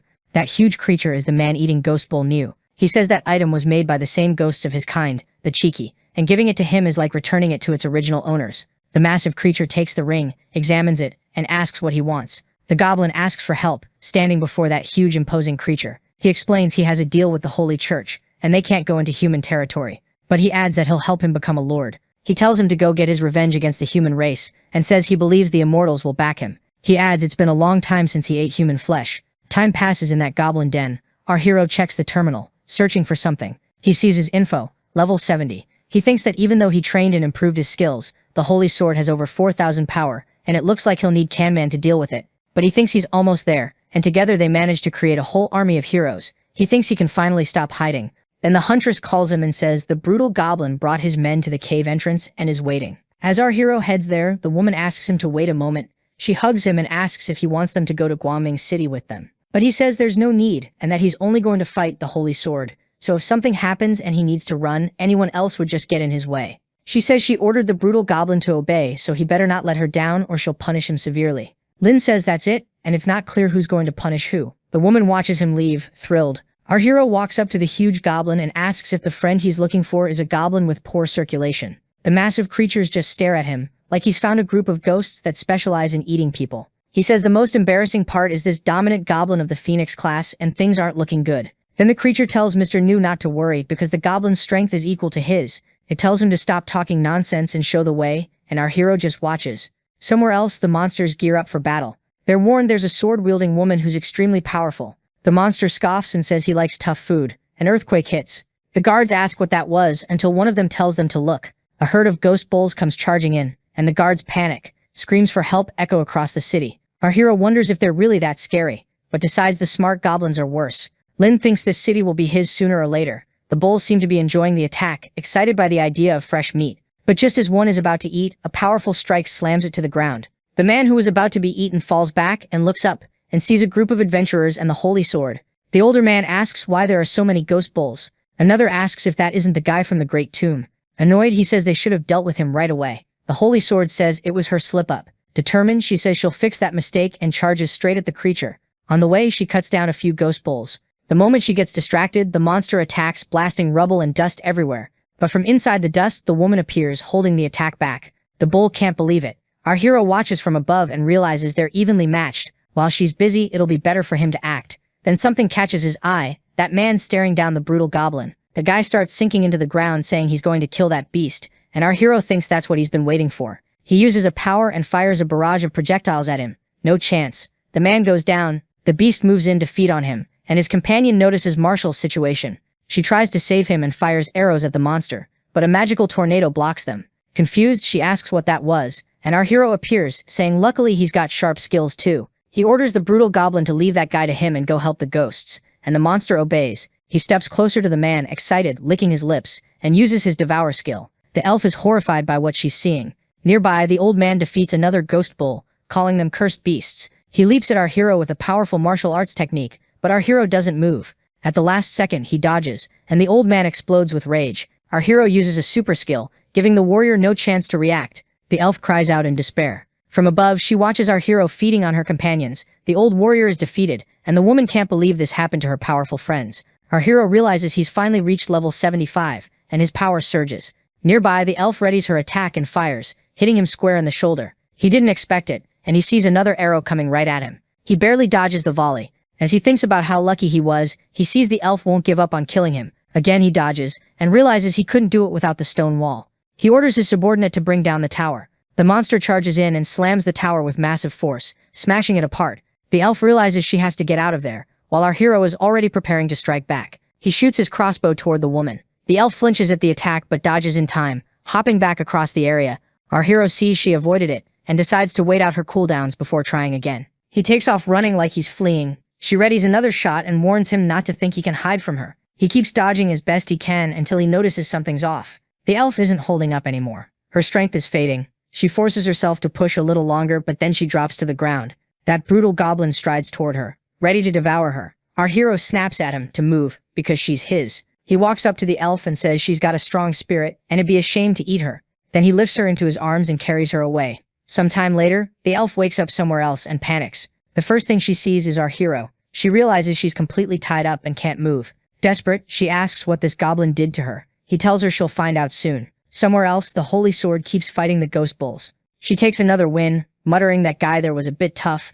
Then a loud noise pulls her attention. She sees Emma about to kill herself and sprints over to stop her. The girl collapses as the woman rushes in, and she reaches her in time, begging her not to die. The elf says all the others are gone. She tells Alice she doesn't want to give birth to a goblin child and asks her to get revenge. The bulls sneer that whoever eats her will become a new chief. But the woman grips her sword and stands, eyes burning. She glares at the creatures and says she's going to kill them. Then she suddenly drives the weapon into herself. Guards and monsters freeze in shock. A heartbeat later, she rockets into the sky, overflowing with energy, while the Count demands to know what she's doing. She orders all the soldiers to leave immediately, or they're going to die. Everyone bolts in panic, shouting that they've never seen anything like this, and that she's scarier than the monsters. In another part of the city, our hero senses something. He looks up and sees what the saint has become. All that holy energy tells him this is bad. The herd of ghost bulls hesitates, then runs, but the power is too much. The holy sword unleashes her ability and strikes them with the holy inquisition. The creatures are wiped out, and a massive rift tears open through the city. Afterward, she descends and returns to her normal form. On the terminal, her power reads 5,000. The city is wrecked. Our hero realizes he was lucky to get out alive. He thought she was a swordswoman, so why does she fight like a mage? He's stunned, calling her the unbeatable holy sword who will protect the kingdom with all her power. The soldiers cheer and pay tribute to her. But then she winces at the wound she inflicted on herself, and the terminal shows her combat power dropping to 2,500. Our hero looks satisfied. The woman says it's not over yet. The real killer isn't dead. She reaches for a potion, but a powerful strike slams in and cuts her off. Everyone reels. Then our hero finally reveals himself, standing atop a tower. Someone spits that he's a despicable person for a surprise attack. He tells her to tend her wounds and leave the rest to them. Our hero asks what he just called him. The man charges, shouting, "Despicable." A fraction of a moment later, he's already down. Our hero corrects him. That's not the line he wants to know. It's the one before that. He asks if he's realized he's a goblin, trying to make sense of it. The soldiers surge forward, ordering them to kill him and avenge the Duke. Our hero braces and drives straight through them, cutting them down with ease. One soldier yells not to hold back. They have to buy time for the holy sword to recover. He shouts for them to dedicate it in their hearts. The next moment, something punches through his armor. Our hero is suddenly right in front of him, arm thrust through. The soldier stares, unable to believe it, as the goblin leader finishes by saying he's free, but he's going to take his heart. The next moment, that knight is completely defeated. A huge hole punched through his armor. The holy sword sees it, goes furious, and charges our hero. He dodges and moves in to counter, but she's faster. She snaps out a kick he barely blocks, and the impact still sends him flying. Even with her power reduced, she's still hard to face. Feeling the pressure, he activates a power that hits all the soldiers and the woman. She flinches, surprised, then strikes back with her energy. Our hero dodges again, easy, and realizes monster skills aren't working on her. If this keeps up, both sides take losses, and in the end she's a holy type. She can suppress him. She attacks again, saying today they'll settle this once and for all. Lin asks if she likes the feeling of failure. She leaps and tells him to shut his mouth. She hits hard, then realizes the goblin isn't there anymore and scans for him. She orders everyone to group up and kill him. Our hero grabs a soldier and throws him toward the girl. While she's distracted by the flying body, the goblin leader rushes in and drops the others. At least in speed he's better, and he can still use bodies to dodge. The woman chases him, calling him filthy. Our hero wants to wear down her defense so he can use ruin magic. An hour of fighting drags on. Soldiers on the ground beg the holy sword to kill them because they can't take the torture. Our hero suggests they stop for today, and one soldier mutters he'll lose either way. The woman only gets angrier, telling him not to run, and attacks again. He uses another body as a shield. It's working. Soon she'll go completely crazy. She keeps attacking non-stop, and our hero keeps using soldiers as cover. Lin likes the result, and tells her the way she kills people is better than the way she kills monsters.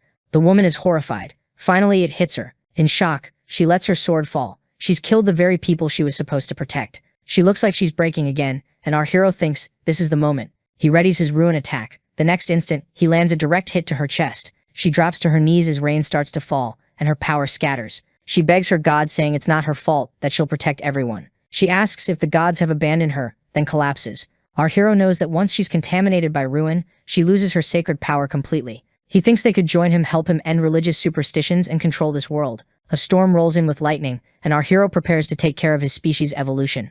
That mutant goblin runs up, warning that the church people are coming. It makes the goblin leader uneasy. While he's doing all this hard work, an army from the church arrives, knights called Bishops of the Holy Cross. Our hero stands up fast in front of the pile of knights. The one who seems to be their leader looks at the woman on the ground and thinks she had an accident too. He sizes up our hero as just a small goblin, but he knows that weak, innocent look can hide enormous power. Typical evil. He orders his soldiers to obey in God's name and bring peace to the world. Filled with sacred power, they shout to purge the devil, and it makes our hero uneasy. The holy knights charge straight at evil, attacking without pause while he holds them off with his magic barrier. Our hero realizes that even in heavy armor, they're fast. On the terminal, he sees their strength is 3,000. The fight continues. He dodges as much as he can, thinking they really are powerful. No intention of backing down. So what? He prepares a new ruin attack. He hits one of them, and the others freeze in shock. The holy knight screams on the ground as his sacred power drains away, and the others shout to stay back. Our hero uses the opening to run. The knights now believe he really is a demon goblin. Lin panics that the church soldiers already have 3,000 power, and says it's time to change plans and retreat. The leader of the knights says they need to withdraw and that the child needs to be cleansed and guided by a priest,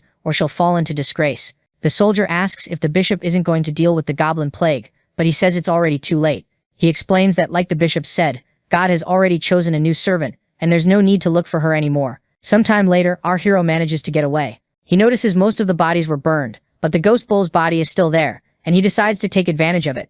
Back at his den, the girls ask how it went, if he won, and they notice he's gotten stronger again. Lin asks if they don't know and says the holy sword is his now. The huntress asks if he managed to defeat her and dominate her, and he confirms that's exactly it. He complains about being interrupted by the church people. Suddenly, the woman jumps on him, saying she knows he's perfect and that she's interested in him. He asks her to spare him because he has something serious to say. He explains that today's victory bought them time to grow, but they need a new sanctuary so they won't suffer human attacks or revenge. He says it'll be a place the church people won't dare to casually go. It's called the Great Tomb. Sometime later, the whole tribe gets ready for the trip, and our hero oversees the process. He thinks that there he can raise a huge goblin population, and since the church has a deal with the Great Tomb, they won't have problems.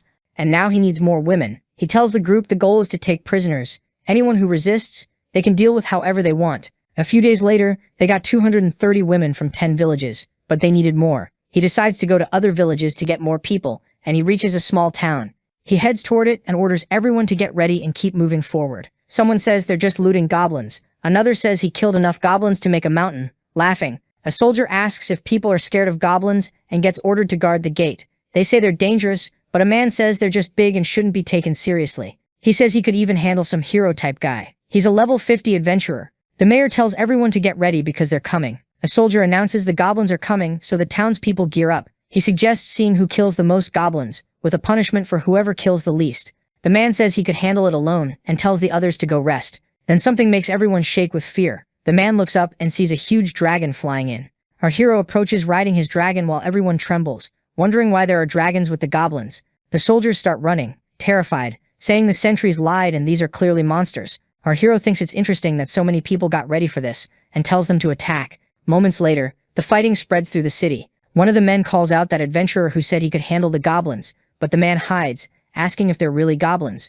Then a creature finds him under the table and by the looks of it takes care of him, leaving him defeated while saying he thought it would be fun. Sometime later, a group of monsters gathers. A huge bird asks if it's their first time entering the Great Tomb, and says the smell of humans will attract monsters from miles away. Lin says they reek so much that not even the goblin's smell covered them, and it's no surprise they were scared of the tomb for that reason. He tells him to remember to thank his lord this time, and says it's what he promised him. The creature asks why he has so many humans there. Shocked, it asks if they're all breeding tools for the goblins, and asks if he wasn't told about the contract between the Great Tomb and the church. Our hero tells him not to worry because they were all captured before they arrived. The bird says that's great, and if he has any questions to come find him, and he'll make sure they can develop peacefully there. Lin thanks him for his concern and says if he wants to come back he'll be welcome. The creature says then it won't be so normal, and that he'll warn the people in charge first. Our hero seems satisfied to be able to work in peace now, so he asks Gobleth if he counted how many there are. He says there are 3,000, but there could be more if they're produced again.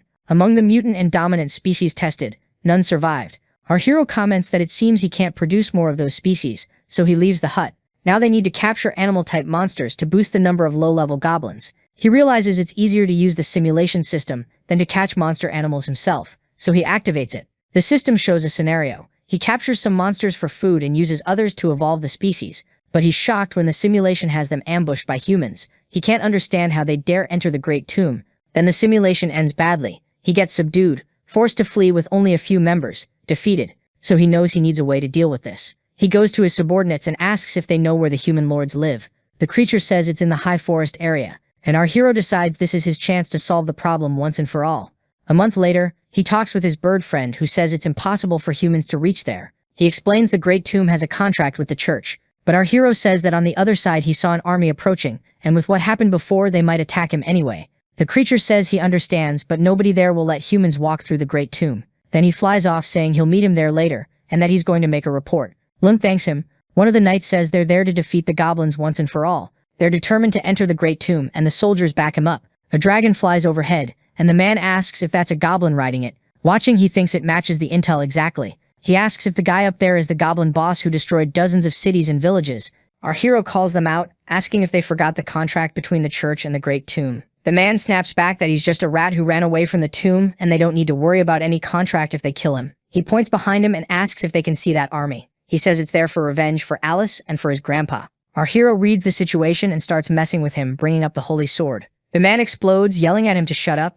Then he says he'll attack and turn everyone into dust. Our hero didn't expect him to get that mad that fast. One of the knights tells them to wait. The scouts still haven't returned, and charging in could be dangerous. But Lime brings up the scouts and points out a man, asking if it's that one. 10 minutes earlier, the scouts were watching the camp, stunned by how many humans and monsters those people had enslaved. But on the way back, a group of goblins caught them.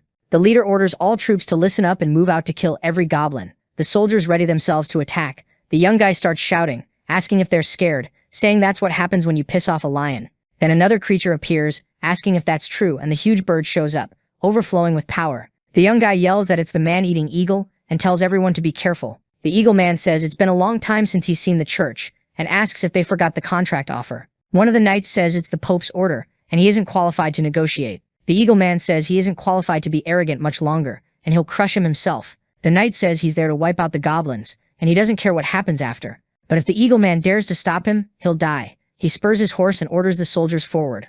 The creature rises into the sky, saying they're treating the Great Tomb like a place they can come and go whenever they want. The knight asks if the Great Tomb decided to protect the goblins. The eagle man says he can believe that. Yes. The knight goes silent. He tells His Majesty to pull back with the troops, but His Majesty doesn't buy it and wants to kill that guy. The knight says it isn't running away, it's preparing for a bigger battle. From above, our hero watches the organized army. He says the Lord made a huge mess just because of him. The eagle man says it's not because of him, it's to show the church they're not afraid. The eagle man says a lot of them are excited about this. He tells him to grow his tribe quickly, and if he becomes a goblin king, he can enter the royal tomb. Lin perks up at that, saying the resources in there are really good. At the church, people protest the holy sword and demand the goblin's death. I don't get how that woman can be holy. She's disgusting. The man in charge is already fed up with the goblin problem, and now this. Someone mutters that on one side it's her, and on the other it's the people. He storms to a door, calls for Alice and yanks it open, then freezes, furious at what he sees. Inside, the woman is caring for a small goblin. He says he never imagined she'd end up like this because of a goblin, and that he would have dealt with it earlier. He tells her to move aside or he'll hurt her. They swing at the child. The woman steps in front, catches the sword with her bare hands, and demands to know what His Majesty thinks he's doing. He says it's for the people's interests and the future of the empire. He has to bring her back to the right path. She draws a weapon and squares up to him. He's stunned by her stance. She asks if he's really going to do this to her. Then when nobody expects it, a massive wave of holy energy slams into her. Not even His Majesty saw that coming. The cardinal appears and says he used super high-level holy skills. In the next moment, he conjures holy bars and traps her. His Majesty tells him he can handle it himself, and to look at her. Desperate, she screams that she'll accept any punishment from God, that she doesn't have any power anymore. The cardinal says God didn't abandon her, she abandoned God. He tells her to leave the goblin with him, calling her Princess Alice.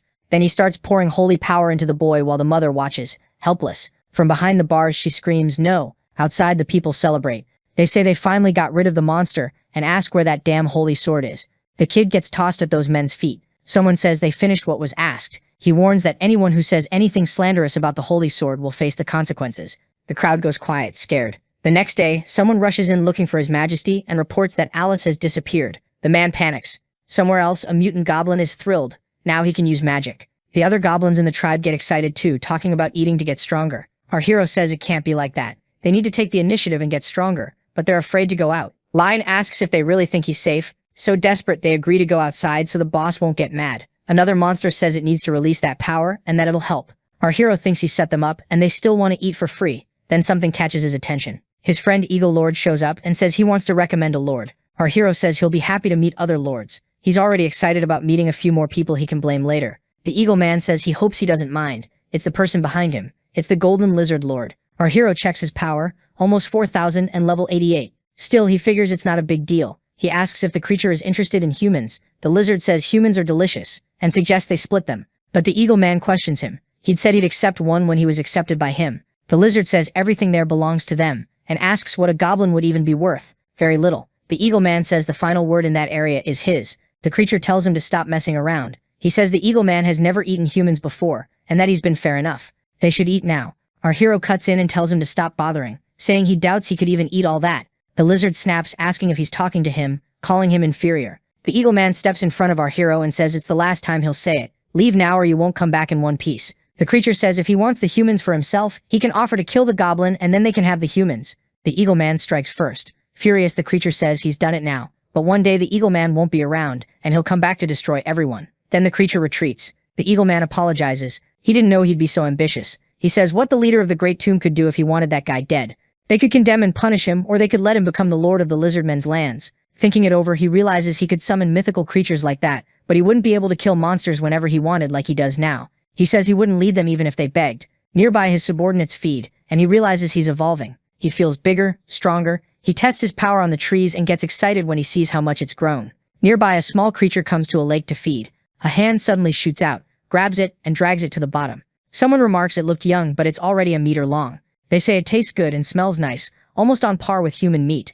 And just like that, it seems to get an idea for how to get more food like it. In the creature's village, a lizard complains that woman's son keeps hanging around and is going to get caught. She brushes it off, saying her husband is a lord and he'll handle it. A voice suddenly asks if they're looking for this. The woman turns toward the brush. A skeleton gets tossed at her feet. She freezes, horrified. She screams, demanding to know who he is, shouting that this is a lord's territory. The goblin asks what that is, then tells her to forget it because she's very pretty. An armed lizard rushes in, asking if he dares disrespect the lord's lady. The creature lunges to attack, but one of the mutant goblins drops him easily. The goblins are clearly gaining the upper hand. The woman calls for help as he says he'll take her to the boss. The tribe realizes the goblins are invading and the lord isn't there. They still grab their weapons and brace to defend themselves. The creatures charge in, furious. The goblin, pumped, answers with a devastating strike. The other mutant goblin finishes off the rest of the lizard men. In the end, they start feeding on the creatures. One tries to ambush him, but they answer with another powerful attack. He tells them to head back. They're already full, and the boss said not to wipe them all out, to give them time to recover. Now they take a prisoner. One of the survivors cries out for his lord, saying where he might be. Heading back, the lizard man asks if this is his tribe. Another lizard sprints up, yelling for him to hurry and save his wife and daughter, because the goblins took them. He can't believe it. He just came from the goblins' tribe, and he doesn't buy that they could butcher them that fast. The lord sniffs the air and catches a mixed scent. His wife and the goblins. He bolts, cursing those miserable goblins, swearing he'll crush every last one. Back at the tribe, someone yells for the boss to come over because they brought good stuff. Our hero gets curious and realizes they've evolved. He's impressed they've come that far. He keeps sizing them up, trying to figure out how it happened, running through theories. He also thinks he can equip them with better gear to make them stronger. Someone suddenly screams, telling the damn goblins to let them go. A woman declares she's the lord's wife, demanding how they dare capture her, threatening to tell the lord to kill them all. He grabs her by the head and tells her to behave. Excited, he says he brought this to his boss, one young and one older, depending on his taste. Our hero wonders where they got them, especially with all this talk about a lord. He asks if they aren't the lizardmen from the cursed temple. The woman says he's right. Her husband is the lord. She asks if he's scared now, but says it's way too late. Lennon asks if it was the lizardmen's lord who threatened him and said he'd kill his whole tribe. The woman goes pale as he repeats the threat. Then out of nowhere, he draws his weapon and strikes one of them, knocking her to the ground. The goblin leader says those two belong to them. Everyone lights up, thanking him and praising their boss. The creatures run around, fighting over who gets to go first. Lennon asks what they did with the rest of the tribe. His underling says he devoured most of them, but left a few alive so they could breed again. Lin looks a little surprised. The goblins tense up, thinking they did something wrong. But he says it was splendid, laughing as he congratulates them and calls them great entertainers. The creature says his boss is flattering him, and that he's only doing his duty. Lin thinks he'd really like to see what that lizard man is like after seeing his tribe. Back at the tribe, the lizard is furious, cursing the goblins and demanding his wife and child back. Then he sees something he really doesn't like, a pile of goblins feeding on his beloved people. He knows right away it's his wife and his daughter. Our hero walks up and says he showed up a little late. The creature says that today he won't leave anyone from his tribe standing, and this debt will be paid back in full. Then he spits on our hero. Lin fires back, landing a clean hit. Before it can recover, he's already rushing in and driving a strike into its chest. The monster realizes too late, jumps back, and clamps a hand over the wound. He demands to know what the hell that was, saying he blacked out for a moment. Our hero says if the lizard wants to die, he'll help, and reminds him this is the East, he can't summon monsters here. The furious lizard says he doesn't need other monsters to kill them all. He draws on his power. The wound starts to close. He grows stronger, more terrifying, and finally asks what the goblin can even do against him. The other goblins get excited and warn their boss he doesn't look easy to deal with. Our hero starts mapping out how to take him down. Then in the next moment, a weapon pierces the monster's chest. Our hero doesn't understand what he's seeing. The creature is sliced from head to toe. Behind it stands the holy sword. Tattered, with an empty stare, she says she finally found him. The goblins panic. She's in their tribe and they're sure she'll kill them. But she doesn't look like she's in any shape for that. And the next moment she collapses. Lin's stunned. Even exhausted, with a crappy sword, she still killed the lizard in 1 second. He figures he's lucky she's unconscious. His underlings want to take the chance to kill her, of course. In the name of their boss, the other two just stand there like they're watching something important. Our hero says she's passed out, and the other one freaks out too, asking who even said she was going to be killed. He says she's worth way more alive than dead, watching her lie there unconscious. Night falls on the tribe. That female goblin seems to check out the woman a little, and gets excited, saying she's really soft and stretchy. Slowly the holy sword starts reacting, and our hero says it's been a long time since they last saw each other. She doesn't seem scared. She starts yelling that she's seeing goblins, that she finally found him, that it's wonderful. The tribe leader tenses and tells her not to do anything rash. She's far too weak to beat them. She forces herself up anyway, shouting "goblin" over and over. Our hero can't figure out what's wrong with her. He yells at his underlings to do something. They weren't raised here just to stare, and orders them to hold her down. The big guy steps in and grabs the little rope holding her, but the next second she slips free. In a blink, she's right in front of our hero, catching him off guard. His servants panic, saying they're done for, and the boss is going to die because of them. Then the woman drops to her knees. That throws him. She tells him she's not there to fight. She just wants him to give her another child. No one can believe she's begging for that. Our hero asks if she thinks he's some kind of god of childbirth. She says she's serious. The hatred between them can end, but only if he gives her another child. Otherwise, she won't forgive him. Our hero asks if she had his child before and what happened to that kid. She begs her god to forgive her for not finishing her punishment. She says it was all the damn villagers' fault and begs for another chance. Lin realizes she thinks the child is a punishment from God and it's driven her crazy.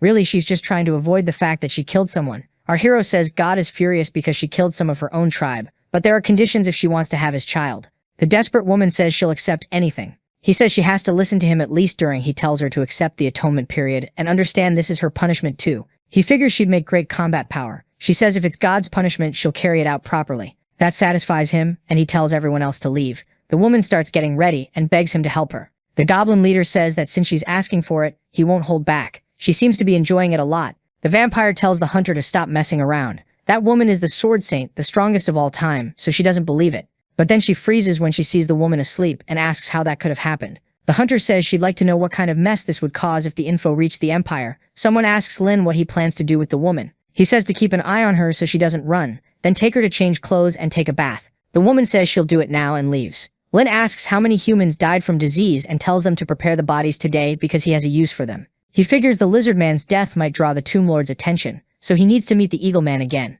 He goes to the Eagle Man's tribe, and they seem surprised by what happened. His friend says he doesn't need to explain, and that if he takes the lizard man's place, he can still explain things to the Great Tomb. The goblin says he's not interested in becoming a lord, and asks if one of his underlings can take command instead. The Eagle Man says it's not impossible, but it's risky if he sends subordinates in his place. Lin asks why. The Eagle Man explains there's a demon competing for the position, now that the lizard man is dead. He thinks he could beat it, but his subordinates probably couldn't. Lin perks up at that. The creature is a monster that controls dreams, and through them controls people. The Hawkman adds it isn't very strong in combat, so it shouldn't be able to defeat the lords like that, which Lin finds interesting. He thinks it could be useful to influence the holy sword through her dreams and make her obey him, so he tells the lord to take him to it as soon as possible. He wants to work with it. Sometime later they reach the demon's lair. A creature appears and asks who needs some good dreams. It's surprised to see Hawkman and asks what he's doing with that goblin. Lin says he wants to negotiate. He'll let the demon be the lord of the south if it helps control people's dreams. The creature asks how a goblin dares make that request. The Hawkman says the lizard it could never defeat was defeated by him. The demon laughs like it doesn't believe it, but then asks whose beautiful dreams he wants to mess with. Lin says it's just a human. His friend asks if he really plans to make it a lord, and warns him about the other lord he wouldn't be able to beat. Lin tells him to wait, because he just thought of another plan. The lord explains this demon has no physical body, and can't be devoured, and it could end up killing anyone who won't cooperate. Lin remembers his ability to take part of enemies and merge it into himself. He says normal goblins can't do that, but he can. He tells the demon to come with them so they can discuss the details, and says he needs to understand the principles of its power to use it to the fullest. The demon explains that as long as someone dares to look into its eyes, no one escapes its control, unless they realize they're in a dream. Len gets excited and says he wants to see whether dreams are more powerful than the blade. The Hawkman warns him not to look into its eyes. The creature uses its power on Len, and he goes slack like he's in a trance. Then he collapses, unresponsive. The demon decides he overestimated him. Len wakes up somewhere else near a volcano. He gets irritated as the ground cracks and he drops into the lava. The demon laughs and says he can't escape, that he'll stay in the dream and die. Then it asks if he still wants to kill it. Len suddenly fires an attack at it. The creature can't believe it and demands to know how he did that. Len says he set a trap, and that in these dreams a person only dies if they believe it. Len asks if that's his ability. He adds it's a great trick, but it won't work on him, and charges the demon lord. He lands a heavy blow. The creature, starting to fall apart, wonders how that's possible. Then to Len's surprise, it curses him and swears it won't forgive him, as the fight keeps going. Len raises his weapon and fires again. This time the creature collapses. He doesn't waste time. He bites off a piece of it and takes its dream ability. The monster stares at him, terrified, as its body starts to change. A moment later, Len fully acquires the power, leaving his Hawklord friend stunned. The Hawkman steps closer, worried, asking if he's okay. He says Len scared him, asks how he did that. But the goblin only says they're ready to go. And now that the demon's been defeated, Len says he has the perfect goblin for the position. His friend tells him not to worry, that he'll speak for him. Sometime later, back at the goblin tribe, the Holy Sword sleeps peacefully. Our hero uses his new power to slip into her calm dreams. He takes her to a place where people demand a goblin's death, and her punishment. The whole city humiliates her, and calls for her to be punished. He realizes it's the dream where he was humiliated by everyone, and it's exactly what he wanted. A strong light appears, an angelic entity descends. Everyone starts worshipping, convinced it's God, thrilled to see it. They accuse a woman of being a demoness, who defiled what's sacred. They point at her, demanding she be punished and killed. A huge hole opens behind her. She throws herself to the ground and begs God to save her by forgiving her. The angelic being reaches out and bathes the people in holy energy. He asks if she understands the sin she committed. She says she knows she killed people she was supposed to protect. God says that's a lesser sin. If she gives birth to a goblin and raises it, she'll be forgiven. She asks if she committed other sins. He says she protected a group of demons. He calls them selfish, greedy, and starts listing their ugly traits. And for that sin, he says she'll never be forgiven. Desperate, she insists she was protecting them. She looks back and those creatures twist into demons. God says that without them, her teammates wouldn't have died. The demons start spitting vile things at her, pushing her into despair, chanting for her death. She snaps, she screams for them to shut up, and charges. She strikes them again and again, giving them no chance. Then she drops to the ground and tells God she killed them. The entity asks if she sees it clearly. Now, they wanted protection, but never once thought about protecting her. And when she collapsed before the church, they were the first to attack. She freezes, shocked, then says she understands. They touch hands. He tells her that from now on she's responsible for wiping out these demons. She asks how she can get God's power back. He says only when there isn't a single demon left. He adds that he sent a messenger to help her on her mission, and tells her not to forget. The Holy Sword rests. Our hero is surprised, not expecting to be this tired. Now she won't be called that anymore, the man says. Later he tells her to eat and get ready to carry out God's mission. She asks how he knows that. She still doesn't believe she's standing in front of someone important. He says God's will must not be revealed. She's stunned, wondering if the one from her dreams could really be that goblin. She asks what they'll do next. He only says when the time comes. Even at level 60, with not even 100,000 power, she pushes herself to improve. She says she's only studied magic for a year and doesn't have much experience. Our hero tells her talent is impressive, and shouldn't be wasted. The goblin leader says it's a good city for looting and more, firing up his subjects. Then he tells them to get ready to leave as his soldiers celebrate. He knows there's a mage there with plenty of magic tomes, and asks what. He keeps him and grabs a bunch of books so she can study. The woman thanks her lord over and over, until someone shows up asking if they're leaving for battle. She's fully dressed in armor, and our hero says she really came prepared. Alice says it's a mission for her. God, of course she was going to prepare. Those demons caused 10 years of pain, and now it's time to pay. Sometime later, they reach the city, and some event is going on. One of the creatures asks what all those people are gathered for, and our hero says it's some kind of celebration. He tells her to go back to camp while he goes to investigate. Down below, the ceremony continues. His granddaughter Avril is about to become the city's new lord, the youngest in history. Everyone celebrates. She thanks them for their support, says she'll be better than her grandfather, and promises she'll never let them down. Then she adds that if anyone knows about the Sword Saint, they should tell her so she can send her back to the church to be properly punished. The people cheer like they're in a trance, convinced she's amazing. Her grandfather watches, proud. Up above, our hero sits on his dragon and sizes it all up. He didn't expect they planned to capture the holy sword. Still, he gets excited. They'll have her soon. Nearby, the goblin army gets ready, and the elf asks how things look. He says the city has 6,000 soldiers concentrated in the castle, and it's the perfect time to attack. He orders the goblin berserker to smash the gate, now, and they start advancing. The goblins use a log to break in. The soldiers freak out, shouting that they need to report to the lord, but the next moment they start getting taken out. The elf girls seem to like these guns more than their old bows. The city gate finally gives way, and the invasion begins. Our hero issues orders, and the city goes up in flames as the new lady realizes what's happening. Explosions rip through the streets, and people scream warnings that a dragon is coming. She tries to take control, but no one listens. Up above, that mage watches everything and leads his army to face the goblins. For a moment, the young girl is shocked they're goblins. Then she relaxes. Low-level monsters. They'll finish this fast and grab a drink after. She tells everyone to push forward, and since it's her birthday, she'll hand out food and drinks as gifts in the Klein family's name. But nearby, it's not looking good. The goblins are getting the upper hand in every way. Above the city, our hero and the mage lock eyes. The old man realizes this must be the goblin who brought down the holy sword. Our hero says he didn't expect his fame to reach that far. The mage says it's no surprise he's trouble, but asks if he's thought about the consequences. The old man activates a magic crystal, and a massive rock comes flying at our hero, catching him off guard. He kicks his dragon into motion and dodges while the man focuses. Then our hero says, in that case, let him give him a present, and heads straight for the young mage girl. Everyone panics and runs. The meteor keeps falling as people scream. The lady knows this is bad, but our hero sticks to his plan. The dragon breathes fire at the spot where the meteor is about to hit. The woman casts a superclass spell, opening a time-space gap, and banishes the meteor. Then she freezes. She can't see the dragon anymore. The mage stares, shocked, and says it's impossible the creature is still alive. Our hero says his granddaughter is very capable. Otherwise, the castle would have been reduced to ashes. A wounded soldier staggers up, saying he can't hold on anymore, and the mage heals him. Suddenly, a flame rushes at them, but the old man reacts fast and blocks it. Annoyed, he tells the goblin to stop playing tricks and fight properly. Our hero asks if he's trying to make him feel guilty. Goblins don't have morality. The old man's expression tightens.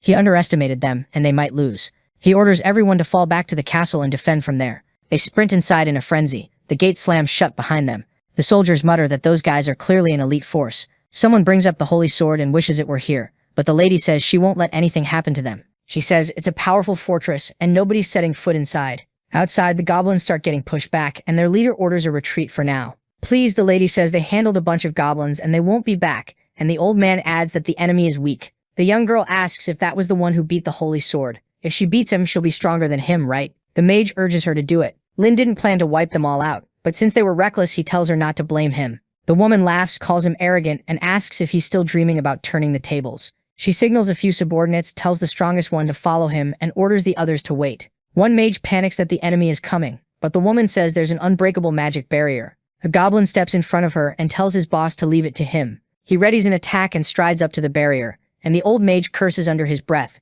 thinking the protection won't hold. Then the magic barrier starts to crack. Inside, terrified people beg for the holy sword to be there and protect them. Our hero says they don't want to leave the castle, so they'll force them to. The fight drags on and the goblins take the advantage. The soldiers want to go out and save the people, but the mage stops them. That's their last fortress, and they can't risk it. He can't believe the barrier he spent years creating is breaking this easily to goblins. People shout that their families are outside. They say they're going to protect them, and they start gathering more people. They surge toward the door as the soldiers try to hold them back. The lady demands to know what they're doing and promises she'll protect them. A glow behind her makes her turn. She sees some of her subordinates lying on the ground. An elf blows on the barrel of her gun, then lines up another shot with her companions. The old man asks why elves are mixed in with goblins, and how these attacks can be so accurate and powerful. The young woman says humans used to trade elves as slaves, and now it's time to settle the score.